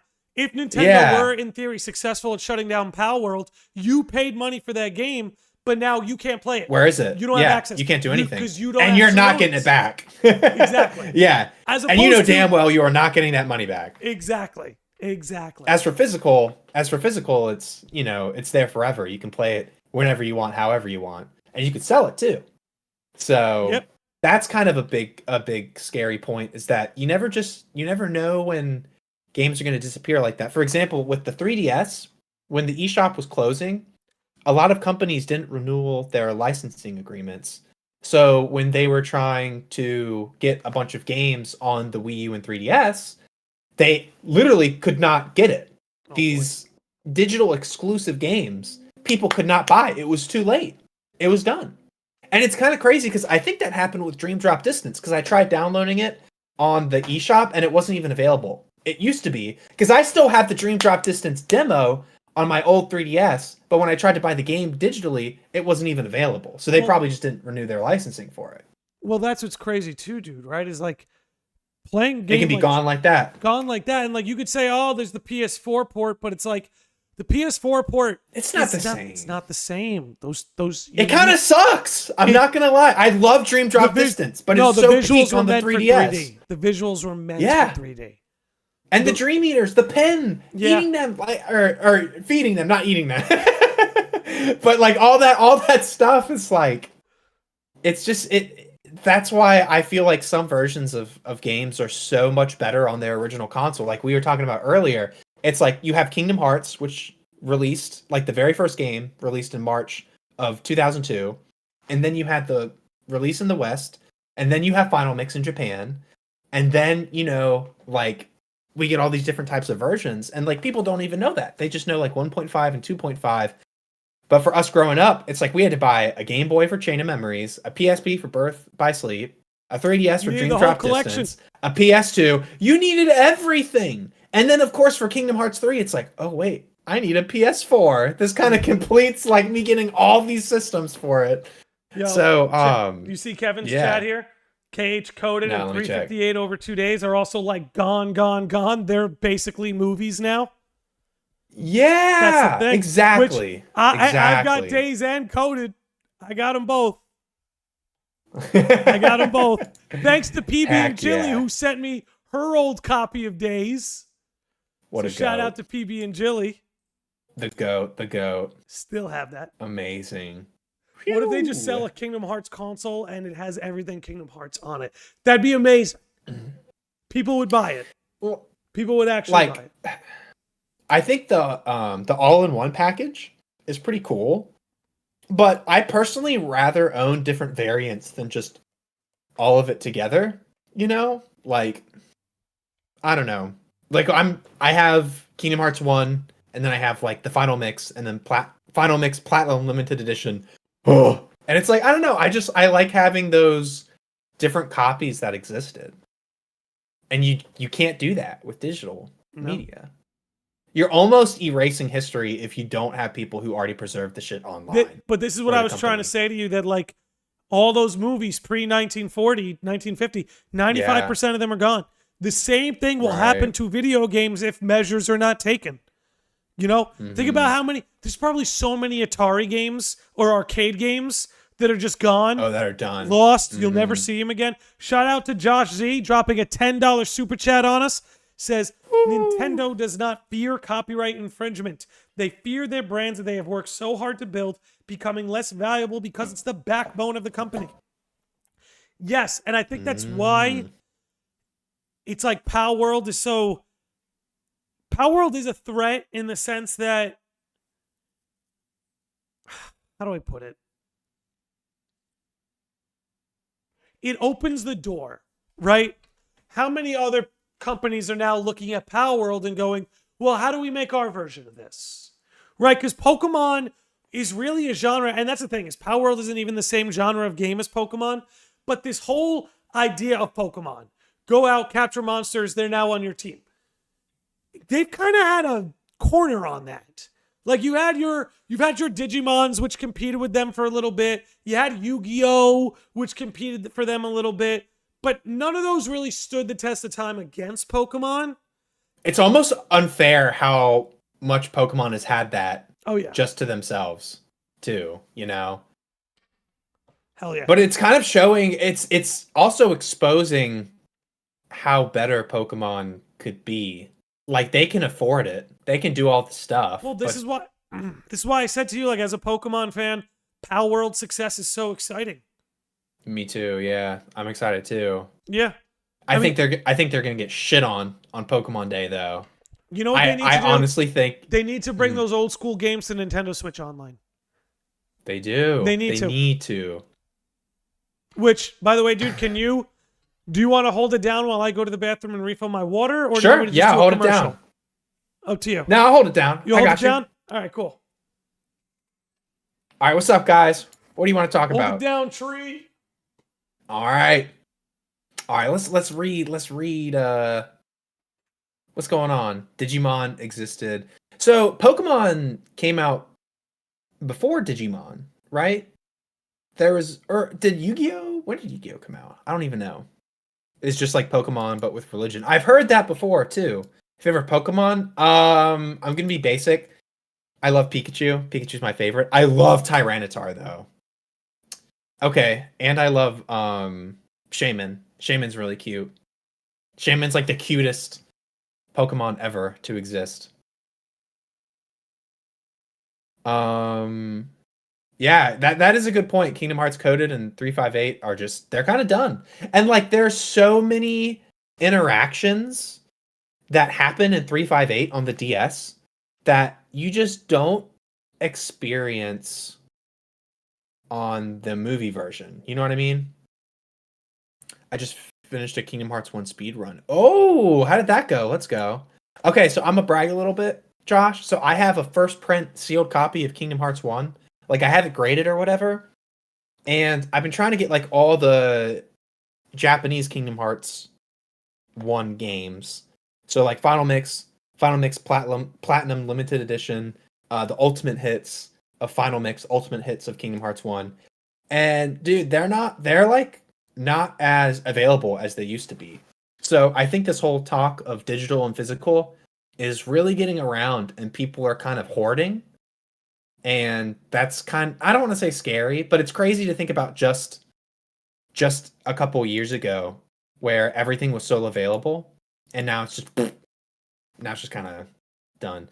Digimon came out a year later. Okay, Trousers, I'm so sorry. I forgot to reply to you. But the whole like console, and I was like, they don't make consoles like this. The Ultimate Smash Ultimate Switch, the dock was different, but the back had nothing. The shell had nothing. It was just a Joy-Con with 2 lines and then a line on the other one. To me, that's not special. That's not the ingredients I would like to eat, you know? Tree, what did you do? Why is Burning Baboon officially paranoid about physical games? I froze again. That's okay. We can still hear you. That's all that matters. All right, let me see. Any games I've sold. What a fool. No, Burning Baboon. I look back, like I've done a good job holding on to a lot of games, but like I look back on so many games I've sold and I'm like, why did I do it? Why did I do it? Yeah. But I don't regret that because like I had to sell all my stuff just to get new games.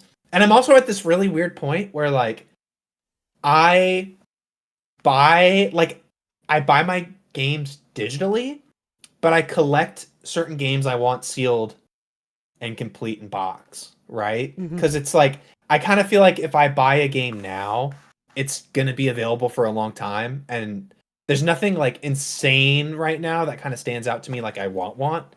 Like I'm never gonna be able to buy a Pokemon Yellow Game Boy, but like I'll take the console sealed with the game pre-installed, and like people don't even know that thing exists. So I'm really like particular about certain things I collect. But I was just talking to the chat about how with this whole physical versus digital media debate, not even debate, but just discussion on the internet, people are not really collecting anymore. They're more so hoarding instead. Like like when what difference does it make? What's the difference? Like what difference? Like what gets to the point to where you're collecting because you like something and then you're hoarding because you're paranoid or you're hoarding because you're bored. And I think hoarding is going to come faster than we think if games don't become available too. So hoarding to you would be like void of passion in the way collecting is like there's a passion there. This person is preserving it. They love it. They want it around. Hoarding is more like a resource guarding kind of thing. Like, oh, this isn't going to be here forever, so I'm going to paranoidly like the way people were stacking toilet paper 4 years ago. Yeah. I think personally, I think hoarding is when you run out of space. I think that's when you realize you're hoarding. But that also like is so dependent on like where you're at, if you have room, blah blah blah blah blah. But it's like it's solely the intention of what you want to collect. Like if you want to do a whole complete GameCube collection, that's awesome. And if you don't have room, like that's totally fine. I understand. But I think we're getting soon to a point where like we're gonna run out of sealed games and complete in boxes are gonna be the new standard for stuff. It's kind of like Pokemon cards, right? Like those first edition booster boxes. They're not a whole lot around anymore. They're not really there. Which I think is cool that companies do population reports about certain items. But like the whole Gen 1 stuff, you can't just go out and get it anymore. Nope. You can Right? barely get Fire Red Leaf Green, let alone the actual red and blue. So when we were in Florida for your wedding, me, Guides, and Lands went to this video game store, and they had old school Pokemon games, which of course, like, they had Fire Red for like $100, Pokemon Yellow for like $75. But they did something really cool. They had a different section in the game store where they were basically emulated cartridges of games for like 10 or 20 bucks, which I thought was really cool. It's like, if you want someone to experience like the game, they can afford to do that now. But it's so bad because people don't even have a choice right now. And think about if they're going to make not having a choice even worse. It's gonna... Well, again, this is where emulation comes in, right? Because like I've still got all my old Pokemon Game Boy cartridges, but half of the batteries in those cartridges are dead. But it's like, hey, I paid for this. But again, every time I've played it in the last 20 years, it's been on an emulator. You know? Which, you know what's so... Oh, go ahead. No, all you. I was gonna say something I'm looking forward to is that, so like, just to give you guys some context, I used to be like an Apple fanboy, and I recently switched to Android like a year ago. I have one of the folding phones, the Galaxy Fold 4. Trousers has the Fold 3, I think, or the 5, I can't remember. But basically, I've been using it as a gaming machine. And the nice thing about this is that the screen is so big, I can actually, when I play a DS game, I can actually touch and get that interaction that you can't get on just emulating something on a computer. So like, the fact that I can play Pokemon Ranger and like catch the Pokemon and spin it around gives me that like real-time feeling that I had on the DS. But for games like Missing Link that are coming out, I feel like it's going to be a different type of experience. So like, I think emulating, I don't know how, I don't know when, but I think there's going to be this big boom with emulation that give people this different way to play older games. And I think playing with something like the Apple Vision Pro or something like the MetaQuest or anything is kind of going to be something huge in the future. Like when you experience it, bro, like I used my cousin's MetaQuest and I thought it was like kind of like, whatever. And then I tried it. It's like, you don't even need a TV anymore. You can save so much space at home because you just see a giant screen right in front of you. And I think that like kind of gives you an in-person experience you have never experienced before. So I think mobile gaming is still going to go up a little bit, but mobile gaming is also still really sketchy because like with Union Cross, they just got rid of everything. And like now, if you play the game, you can customize your character. What I'd give for a Union Cross hard copy?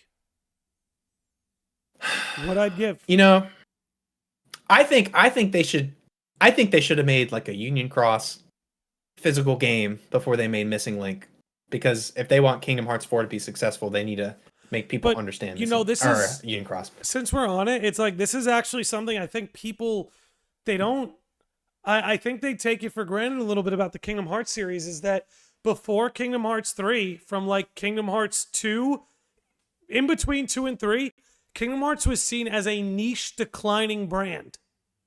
Like that was the perception, right? Because Kingdom Hearts 1 sold like 4 million copies. Kingdom Hearts 2 sold like 2 million copies. 3 was the best. 3 in terms of sales, it was the best-selling game.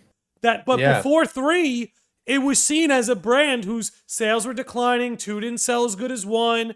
All that was in the budget for Kingdom Hearts was to make these more handheld and niche games, because they weren't willing to put as big a budget into the series, just because, again, its sales were declining. It was seen as niche.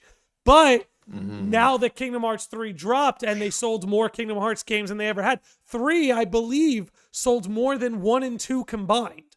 So I'm sure it did. Now Kingdom Hearts is seen as like this flagship Square Enix series. It has not been that way for a long time. So they did Union Cross that way because they had to.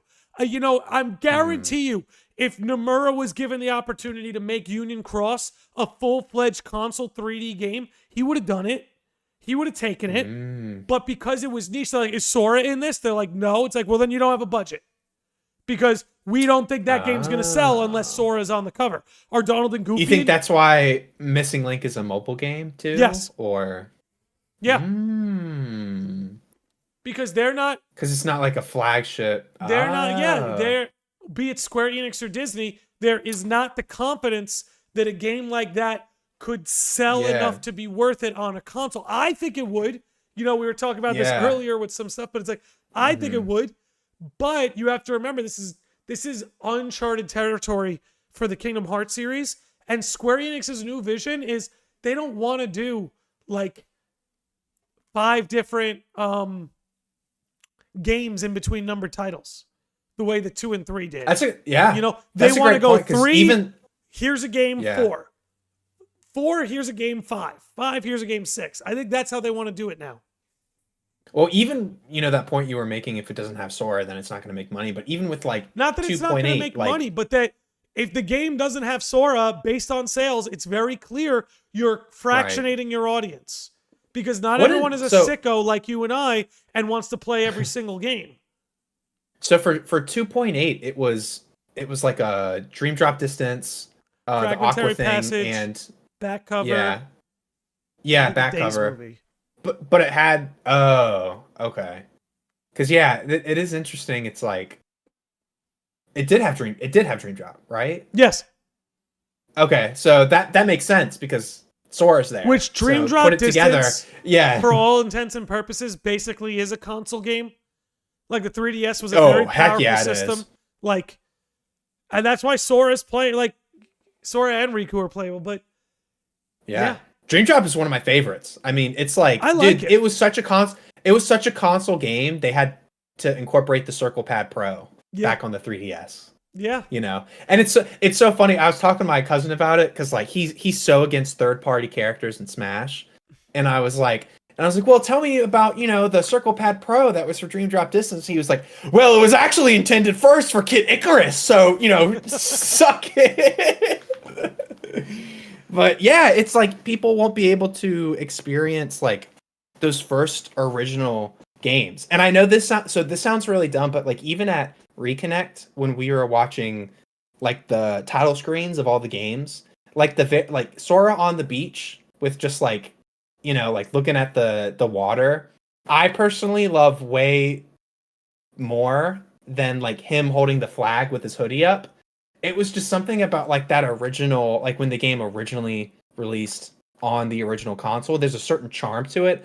Like still with the HD like packs and stuff, it like the eyes are still popping out a little bit too much, and it still gets me a little like, I don't know. I'd rather play the original like old school. I know that sounds kind of weird, but I just kind of like things like that, if that makes sense. Yes. And you don't have people get that experience.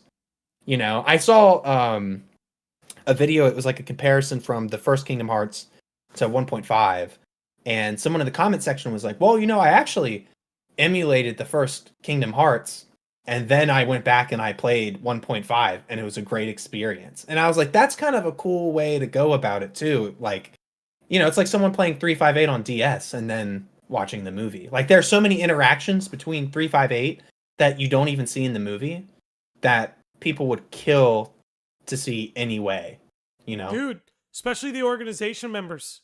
You go out on missions with all those organization members, and those interactions are completely absent from the movie. Yeah.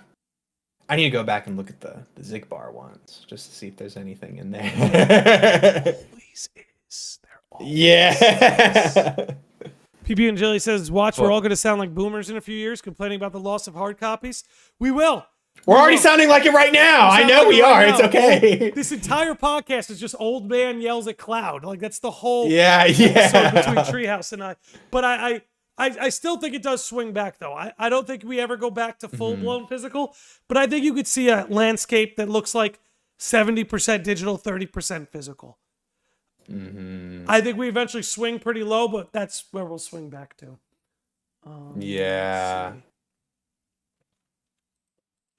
I did want to talk, we're getting close to the 2-hour mark. I did want to talk about one thing with the future of gaming, because I think it's kind of a big deal. Okay. Makes a lot of people uncomfortable. But Okay, let me hear it then. there's no way to talk about the future of gaming without talking about artificial intelligence. So, now, it sucks, all these layoffs in gaming. But they're happening for two reasons. One is kind of what we've been touching on now with physical media getting cut, a lot of these budgets being too inflated, a lot of games in the West particularly are flopping. That's something else when we're talking about a crash. Games in the West are already flopping. They're already flopping. Not all of them, obviously, but at a higher rate than they used to. But it's pretty clear AI is going to make waves on this industry.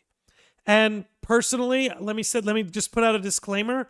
Observing something is true is not the same as supporting it. Just want to say that as a disclaimer.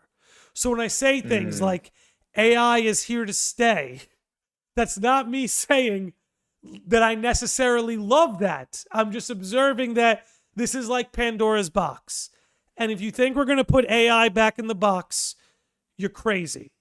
Now, without getting too much into what I do for my day job has been affected by AI for years, to the point that I now use AI in my day-to-day of work. And truthfully, it has made me better at what I do. One of the things I use AI for is computer code. I have to write computer code when I work on websites and apps. And let me tell you something. While AI has essentially automated away some opportunities that I otherwise would have gotten, it has made my work infinitely easier and infinitely better. In the sense that when I type up code and there's a mistake and I don't understand why, I can show it to an AI. It knows the mistake. It knows what's wrong. And now think about how much that's going to help a gaming dev. Think about how much something like that will have to help a gaming dev who has to write infinite lines of code to program your game. They now have an editor that can find the mistakes like that, can find the bugs like that. Now, a lot of this comes down to personal values, right? So for instance, Treehouse, if you and I owned a video game production studio, I could tell you right now, I'd go, yeah, you know what? Let's use AI to help us with the code. But you know something? I don't want AI anywhere near the character designs.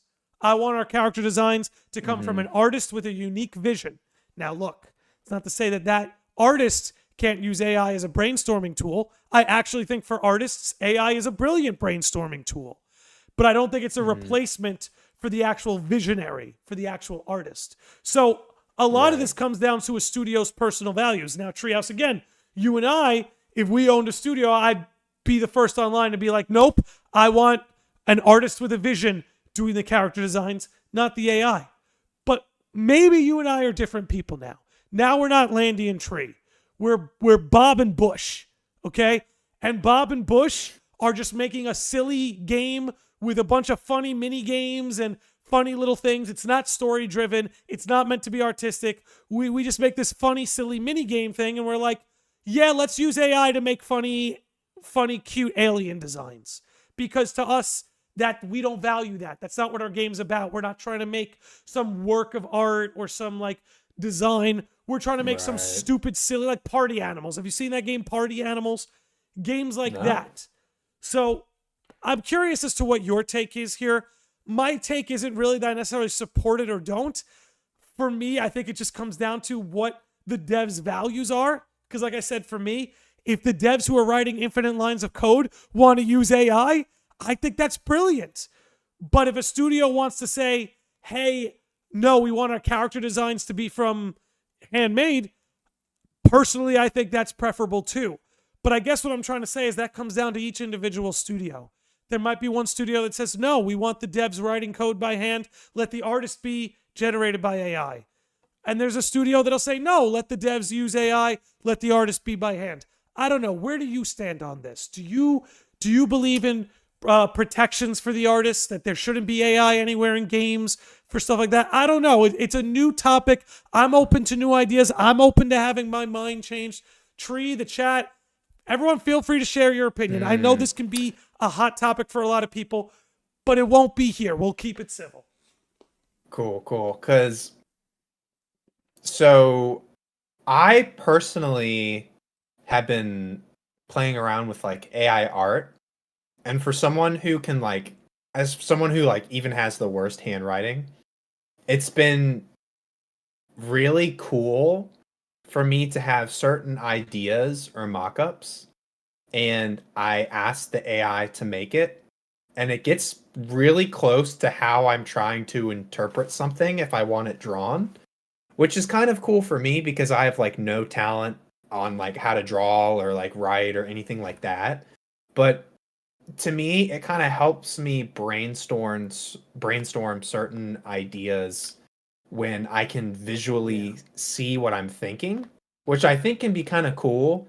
But I'm not a developer. I'm not a game designer. I'm just your average guy who wants, cool pictures like this because of AI. I think stuff like like like just for fun and stuff, like I think this is kind of cool. Like my friend sent me this and I was like, dude, it's kind of cool to give me an idea of what AI could do. Or it's like, people talk about Pokemon with guns, and then you start to think, well, what about Kingdom Hearts with guns? And then you see a picture like that, and it kind of gets your mind tweaking.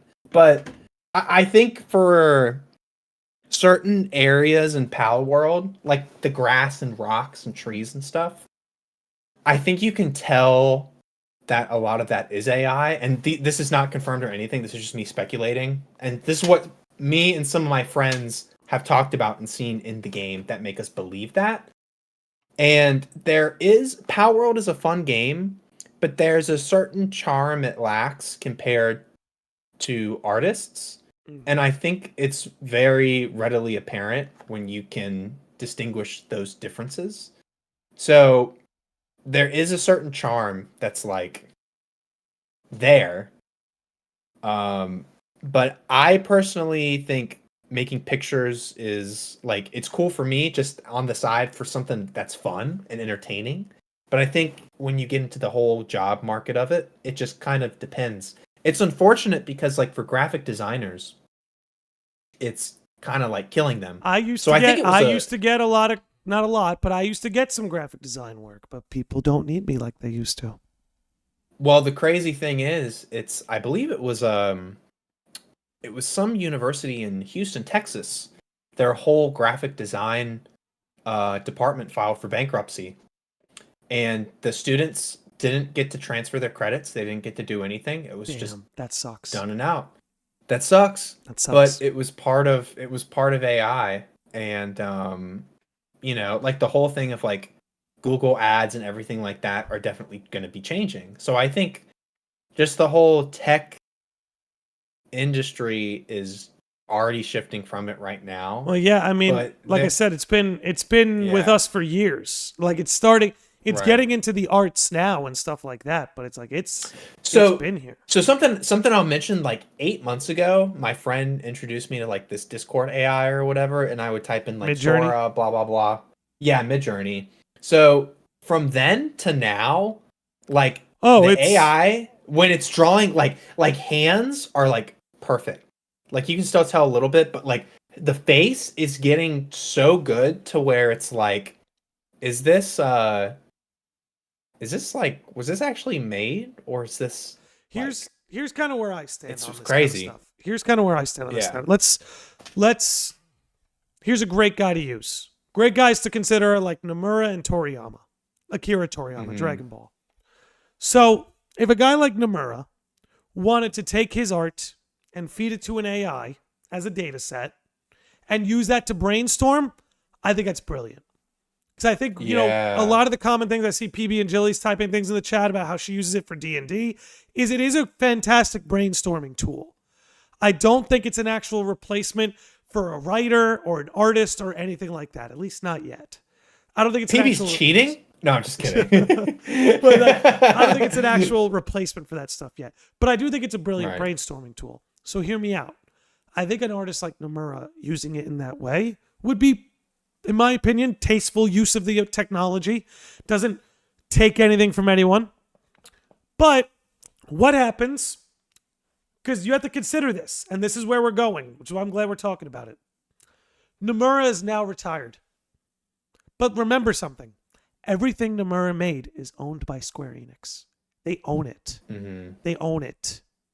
So when he's gone, they can take everything he ever made, make it a data set, and now they can generate a Nomura art style for anything they want. Because we're It's talking the same with actors and stuff too. Well, we're talking 20 years in the future, right? Like, so the AI is more advanced. I think that should be rebelled at every level. That should be whether it's like Toriyama with manga and anime or Nomura with these games. If people like Nomura are no longer at the company, but companies continue to use his art style with the help of artificial intelligence, people should resist that 100%. That's my opinion. Maybe Definitely. you disagree. I can respect someone who disagrees. But to me, that's worth resisting. Now, if an artist like Nomura is using AI for brainstorming, I think that's his prerogative. I think you have to respect that. You know what I mean? Like, that's his use of a certain tool.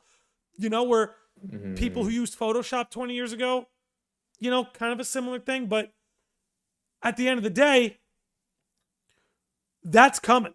You're going to see companies try to make that move. You'll see Square Enix try to AI a Nomura art style onto a game and just hope you don't notice. You know what I mean? Yeah. To me, that's something that should be resisted. I don't think Nintendo would ever do that. I think Xbox would do it in a heartbeat, which they're doing it right now. Square, I think like this whole issue just comes down to like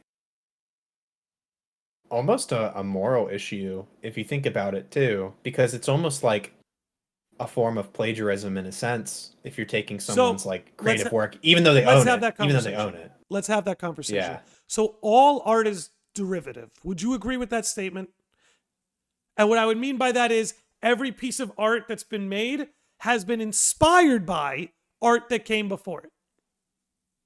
Would you agree with that precedence, that all art is derivative in the sense that it's inspired by what came before it? I feel like I'm not qualified to talk about this. Neither one of us are. We're just having we're two dudes having a conversation. We are not the authorities on this. We are not the authorities. I would say, yeah. I would say, yeah. Yeah. Like Kingdom Hearts is derivative of Final Fantasy. Final Fantasy is derivative of Dungeons and Dragons. Dungeons and Dragons is derivative of Lord of the Rings. We can keep going. It just keeps going down. You know, Squirtle's a turtle. Yeah. Well, it doesn't diminish the art in any way, by the way. A lot of art wears its influence on its sleeves. You know? True. So now that we can agree that all art is derivative in a sense, what is the line between derivative and plagiarism? Because there is a line, but AI is putting everyone in a situation where we need a clearer definition. Because the definition isn't quite clear. But that's where a lot of this is getting tangled up, is like, okay, we know all art is derivative. But at what point is it no longer derivative and now it's plagiarism? Do you have any thoughts on that? Yeah. I think you definitely need to gosh, what's the word I'm looking? You need to regulate it for sure. Like, but that's the problem, because it's kind of like when I think it was like 2020 or something like that. Like, a lot of people made money from Bitcoin or whatever, but some people technically didn't even get taxed like from their income of it, because there weren't any laws regulating it yet, because it was so new. And I think that's where AI is kind of getting into already right now, is that there aren't any laws against it and people can kind of just use it for whatever they want to, which is scary, because it's like it's getting better and better, and it's only been like a year to where it's almost unidentical from when it first started. So that's a whole. Go ahead. Yeah, I was just gonna say, I think it's all gonna depend on the company. Like, I think Nintendo, if they ever used it, they would regulate it like crazy, to where like Microsoft, I feel like they would just keep doing it to save money. There was a background of a Pokemon card tweet that people were saying it was made from AI, which was kind of crazy, and everyone flipped out. But I'm not like an artist in that sense, and I know it can be bad for like people having jobs, but I just don't know how you can even try to regulate something like it too, you know? So it's one of those things where it's like similar to Bitcoin. You're not really going to be able to regulate it. In order to regulate it, you're going to be reliant on people voluntarily telling you they have something, right? So here's the thing.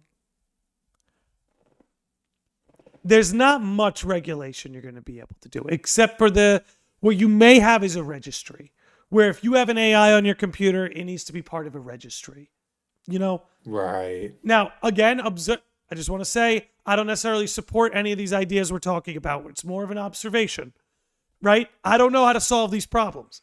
But as far as the artists go, we're talking about this in the Twitch chat a little bit here.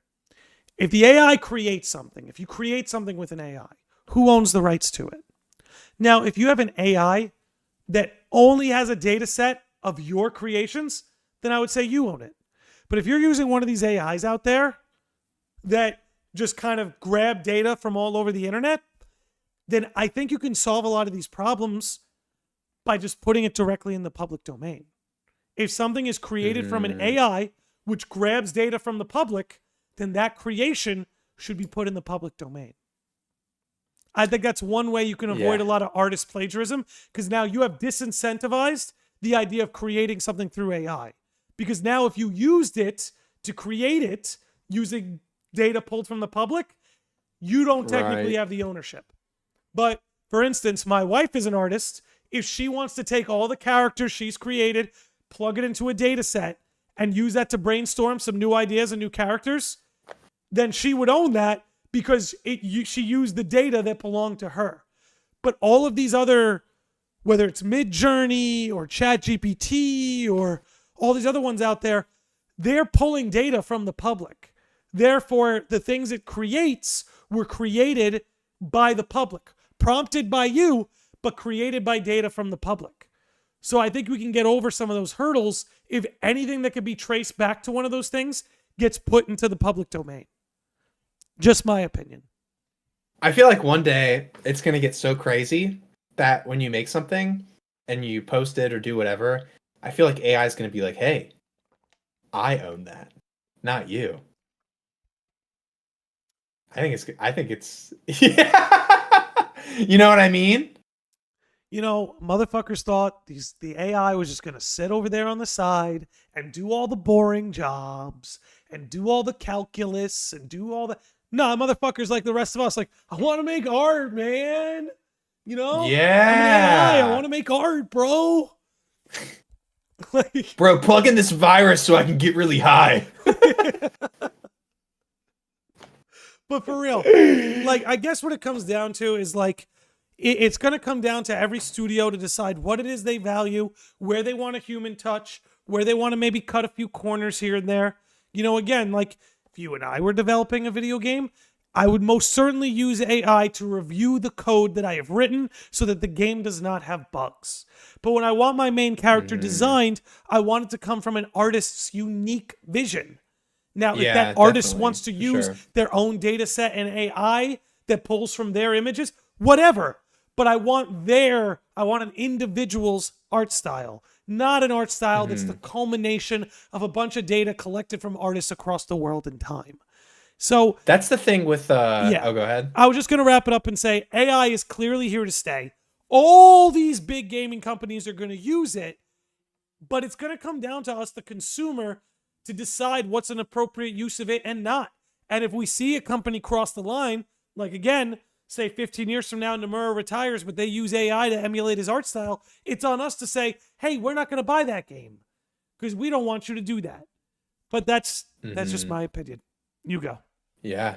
No, I was just going to say, I feel like we've never been in a time where this is the moment where you have to vote with your wallet for so many things. It's always the moment to vote with your wallet. That's the only, without getting into it. Keep going. No, you're good. Keep going. I was just gonna say, if people really, but I mean, it's always been vote with your wallet. But I feel like with this part, it's like with physical games. It's like if something's only gonna be physically or digitally available, it's like, well, if you want that in person, you better not buy the game, and that's going to be really hard for a lot of people Yep. because like gamers want a game. Gamers want to game. So gamers want a game. So I'm just being selfish. I'm stacking up on a bunch of fucking sealed games right now because I'm gonna be 60 years old and be like, "Where's my PS2?" I'm like, boom. I'm like, "Remember when Disney took away Kingdom Hearts from us when I was 40?" You know, something crazy. I don't know, but I mean, it's obviously not that dramatic. But I think it could get to a point where people can have a game and it's like, oh, you know, it's like Netflix, right? If you're subscribing to Netflix and you have your favorite show, you're like, oh my gosh, I love Frasier and Dr. Crane, I love you. And then it's just gone next week. And you're like, damn, I like paid for that for I'm a glad year. you brought this up. Know. I'm glad you brought this up. I was about to wrap us up because we crossed 2 hours, but here we go though. You brought up a very good point Yeah. that people have to consider, and that's censorship. And that we don't know how that plays out. For instance, Yeah. it doesn't. For instance, here's an idea. Okay, and this is the good news is this kind of stuff hasn't quite come to gaming yet, but be on the lookout. So, Avatar: The Last Airbender's made a lot of waves the last few days. It's been in the news a lot. Have you seen it, Tree? I've seen the tweets. So, yeah. For those who don't know, there's a live-action Avatar: The Last Airbender being made. The original creators were originally on the show, but then they left mid-production due to creative differences. We're starting to see what some of those creative differences were. So, have you seen the original Avatar cartoon, Tree? It's been a long time. It's been a long time. Okay, so Sokka, one of the main characters, he's a young boy, and when the story starts, he has some, unkind thoughts and perceptions about women, but nothing out of the ordinary for a young boy to have. And throughout the story, particularly with his romance with Suki, he grows out of that. He becomes a man and he matures. Now, in the Avatar: The Last Airbender live action, they're completely removing that character arc because they don't want to offend anybody.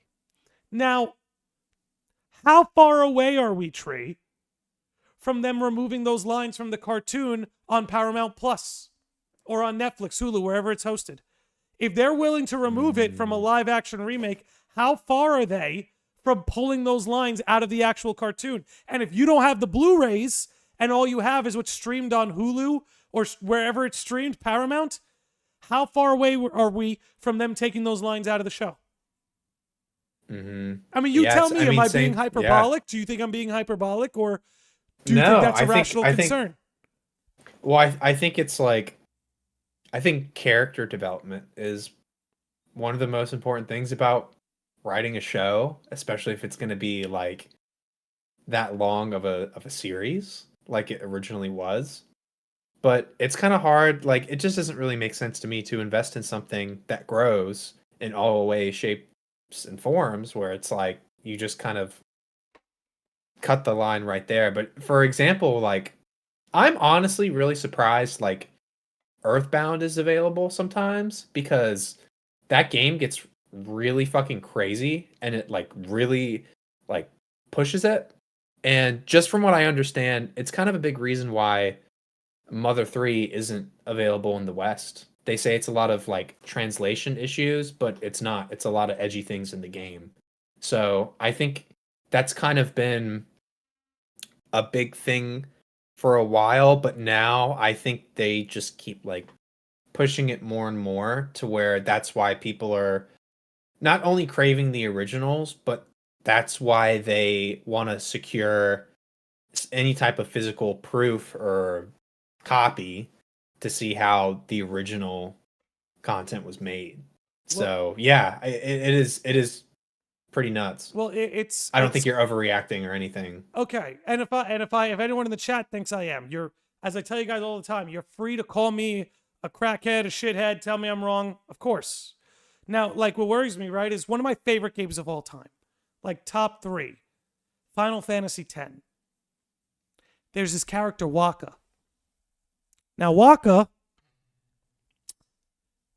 he's got some racist ideas at the start of the game. There's this race called the Al Bhed, And he does not like the Al Bhed very much. Now, he doesn't dislike them just sheerly because they exist. No, there's a lot of conflict going on. But Waka despises the Al Bhed and says some very nasty things about them. But he learns along the way that Yuna, one of his best friends who's like a little sister to him, he finds out halfway through the game, she's half Al Bhed. And it completely rocks his worldview. It completely makes him rethink everything. Well, how can I hate the Al Bhed and love Yuna? Those two things can't coexist anymore. Only one can prevail. And it changes him. And he grows. And he becomes a hero. But if we're in this world where we're willing to take that away from Sokka, how far away are we from taking that away from Waka if they remake FF10? Or if they port it, how far away are we from that line being censored in the game if we're on a subscription model? You know what I'm saying? Subscription model for Square Enix or Sony. And I don't think they would do that. Let me be clear. I don't think Square Enix would do that. This is conjecture. This is just hypothetical. Just to kind of paint the idea of why else physical media is important. And as Tree and I think will prevail in some way. It'll never be the dominant thing again. But it's that, yeah, a lot of these things do get tampered with over time. And the only way to actually preserve them is to own the thing. Yeah, it's also kind of like if you take Pokemon, like the first gen, Gary is such a dick to you, It's right? awesome. And yeah, it's awesome. It's awesome. so cool. And then, like, you know, he's still edgy in Fire Red, Leaf Green, but then in Let's Go Pikachu and Eevee, it's like Gary's gone. It's like your friendly rival, and I'm like, huh? Yeah. So if they brought Gary back today, he wouldn't be that Gary you knew from Blue and Red. Yeah. You'd have to go back to Blue and Red. You'd have to go back to Fire Red, Leaf Green. Yeah, yeah. Even like some of the funny parts in the first season of the Pokemon anime, it's like they couldn't really do something like that now. But well, dude, I don't without know. getting into it, dude, I've got Blu-rays of like old shows I watched as a kid. But if I watch those shows on the streaming services, a handful of those episodes are just gone now. Mm-hmm. You know? Yeah. So it does take away from, I mean, yeah, it's basically censoring like animation in a sense. Yeah. So yeah, it is. Can't watch the Panty is- Raid episode of SpongeBob, although I think they did put that back on. I think that got put back on. Oh, did they? But I remember that was a thing when it happened. Yeah. I remember that too. Yeah, I remember that. There was another SpongeBob one. I can't remember.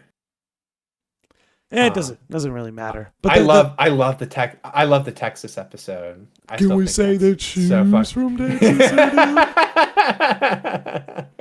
That's me and my mom's favorite episode. You know, sometimes I wonder if that whole episode is just like the subtext of like, because like, I wonder if the subtext is that like that's what people in LA thought of people from Texas. Interesting, yeah, yeah. And like they make fun of Sandy, like, can we say Texas is dumb, but like she's the scientist. You know what I'm saying? Right. It is. I wonder if maybe there was. I would love to know the story behind that. Like, what if one of the animators was from Texas and they pitched the idea? And they're like, you know, like I'm tired of people thinking I'm this some dumbass because I'm from Texas. Like, I grew up in a place like Bikini Bottom, so why don't we just make it an episode? Too good. And like even the name Bikini Bottom, I didn't even realize that when I was a kid, you know. But yeah, dude, it is interesting. But It's a whole ordeal. I didn't know the original animators left for the Avatar though. The original creators. I don't think they were the animators. Creators. But like the writers, Okay. people who created it. Yeah, they dipped. But just swinging us back on gaming. Look, we've talked about a lot here today. But look, there's a lot of positives. There's some neutrals and there's some pitfalls. I mean, I think if I were to put a cap on today, I think you're going to see, especially in the Western gaming industry, the layoffs are going to continue in the Western gaming industry. I think Western gaming is going to have it very tough the next couple of years. I think a lot of Japanese devs are going to continue to thrive.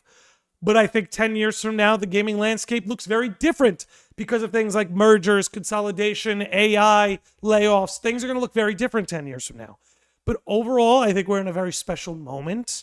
I think the next few years of gaming are going to be immaculate, and there will be some blowback from there. Oh, I forgot to bring something up real quick. Go So, for it. it was a video from Good Vibes Gaming, I believe. I think it was with John Cartwright or something. British dude. He was talking about the Microsoft layoffs and was basically saying that they have certain laws in Japan for where you can't just like fire people. You just can't lay people off like that. It has to be like a serious issue and it has to be taken to court and there's a whole process for getting fired basically, which is kind of like interesting, and it kind of gets to a point of like, when Nintendo wasn't doing too hot, they didn't lay off employees. Iwata took like all the higher ups at Nintendo took a big cut in their pay and made sure everyone was good, and now Nintendo is thriving. So I think it really does come down to like a moral issue for a lot of companies at some points. But I didn't know they were laws or like actual laws and stuff like that about it. So if you guys want to check the video out, shout out to them. It was pretty fantastic. Shout out to pretty them. informative. Yeah, it was cool. Well, Tree, we're over 2 hours now. Was there anything about the future of gaming that you want to talk about that we didn't talk about? And if not, can you kind of just give your elevator pitch about the future of gaming before we wrap up today? The future of gaming. Where do you fall? Overall, positive, negative? I am feeling very positive about the short term, very neutral about the long term. Where are you?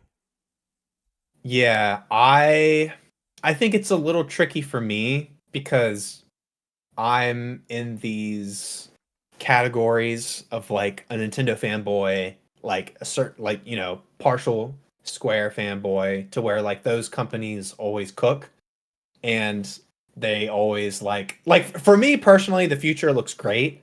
Like the future's booming for Pokemon. Like Kingdom Hearts is at a point where it's like it hasn't been better or more popular or going more hard. So the future's great for me personally. So I think we will get to a point to where it's like, man, I remember like when gaming was really good, but I don't think we're going to get to that anytime soon. So I just want to make clear that I'm pretty thankful for the franchises like I grew up with that are still here and that are still booming and still super popular. So for me, it's great, to be honest. I think it'll be good for the next I think the next 8 years are going to go fucking crazy for the games I love. I would say so too. I'm with you where I feel blessed that a lot of the franchises I've fallen in love with are some thriving more than ever, others doing well enough to keep moving.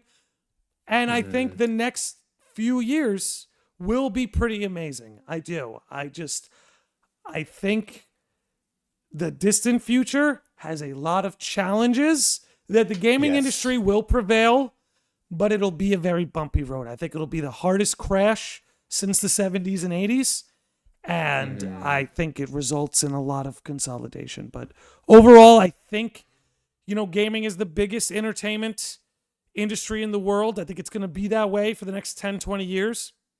Yeah. We'll just see where it goes from here. I feel very positive about the short term, very neutral about the long term. But I do think no matter how good or bad the future gets, I think the long distance future belongs to the indies. And I guess I'll end on that note. How about you, Tree? Any final notes before we wrap up today?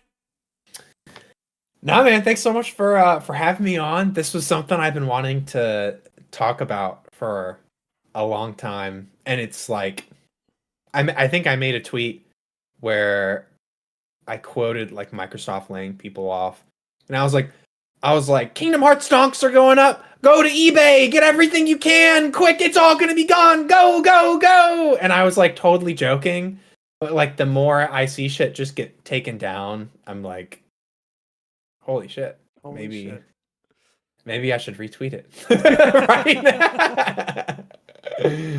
Crazy. But yeah, it was a great time. Thanks again, man. Dude, anytime. Dude, I think I want to have more general discussions on this show. I love talking about the specifics of Kingdom Hearts and Final Fantasy and all that, but I think more general topics about gaming will be But the markets are what make it possible too for those games. Yes. So it's like cool to talk. And it's also like I have so much to learn about like different gaming markets and like Yeah. how distribution works and other things and AI, blah blah blah. So this has been great for me to be like. So how maybe does this that is the work? first. Maybe this is the first of many podcasts we do on this. Maybe what we'll do is we'll do Yeah. like, you know how like the country does like State of the Union. Maybe we'll do like State of the Gaming or State of like we'll do something like every year. We'll link up once a year to do an episode like this, like the State of That'd be Gaming. cool. Keep an eye on maybe some of these programs. That would be cool. That would be cool. Maybe I'll go back and watch this VOD and I'll make some key points about what we thought. And then we'll kind of compare it to what we're talking about that year. Yeah, so every February we'll do State of the Lodge. That's what we'll call it. State of the Lodge. If you are hanging out with us on Twitch, please stick around for the raid. We're going to be raiding Andy Brew. He's ripping some Final Fantasy VII Remake. So please stick around for that. Thank you so much, everybody, for hanging out. This has been another great episode. Thank you, Treehouse, for being our guest. Thank you, Josh C, for the $10 super chat. Thank you, Josh E. Thank you, Will's Word, for the $2 super chat. And thank you, Master of Masters, for $4 in super chats. We're wrapping it up here today. Thanks for hanging out, everybody. KH Guides made it here just at the end. Make sure you're following KH Guides. Subscribe to the man on YouTube already. Anyway, we're wrapping it up. Thanks for hanging out, everybody. We will see you on the next one.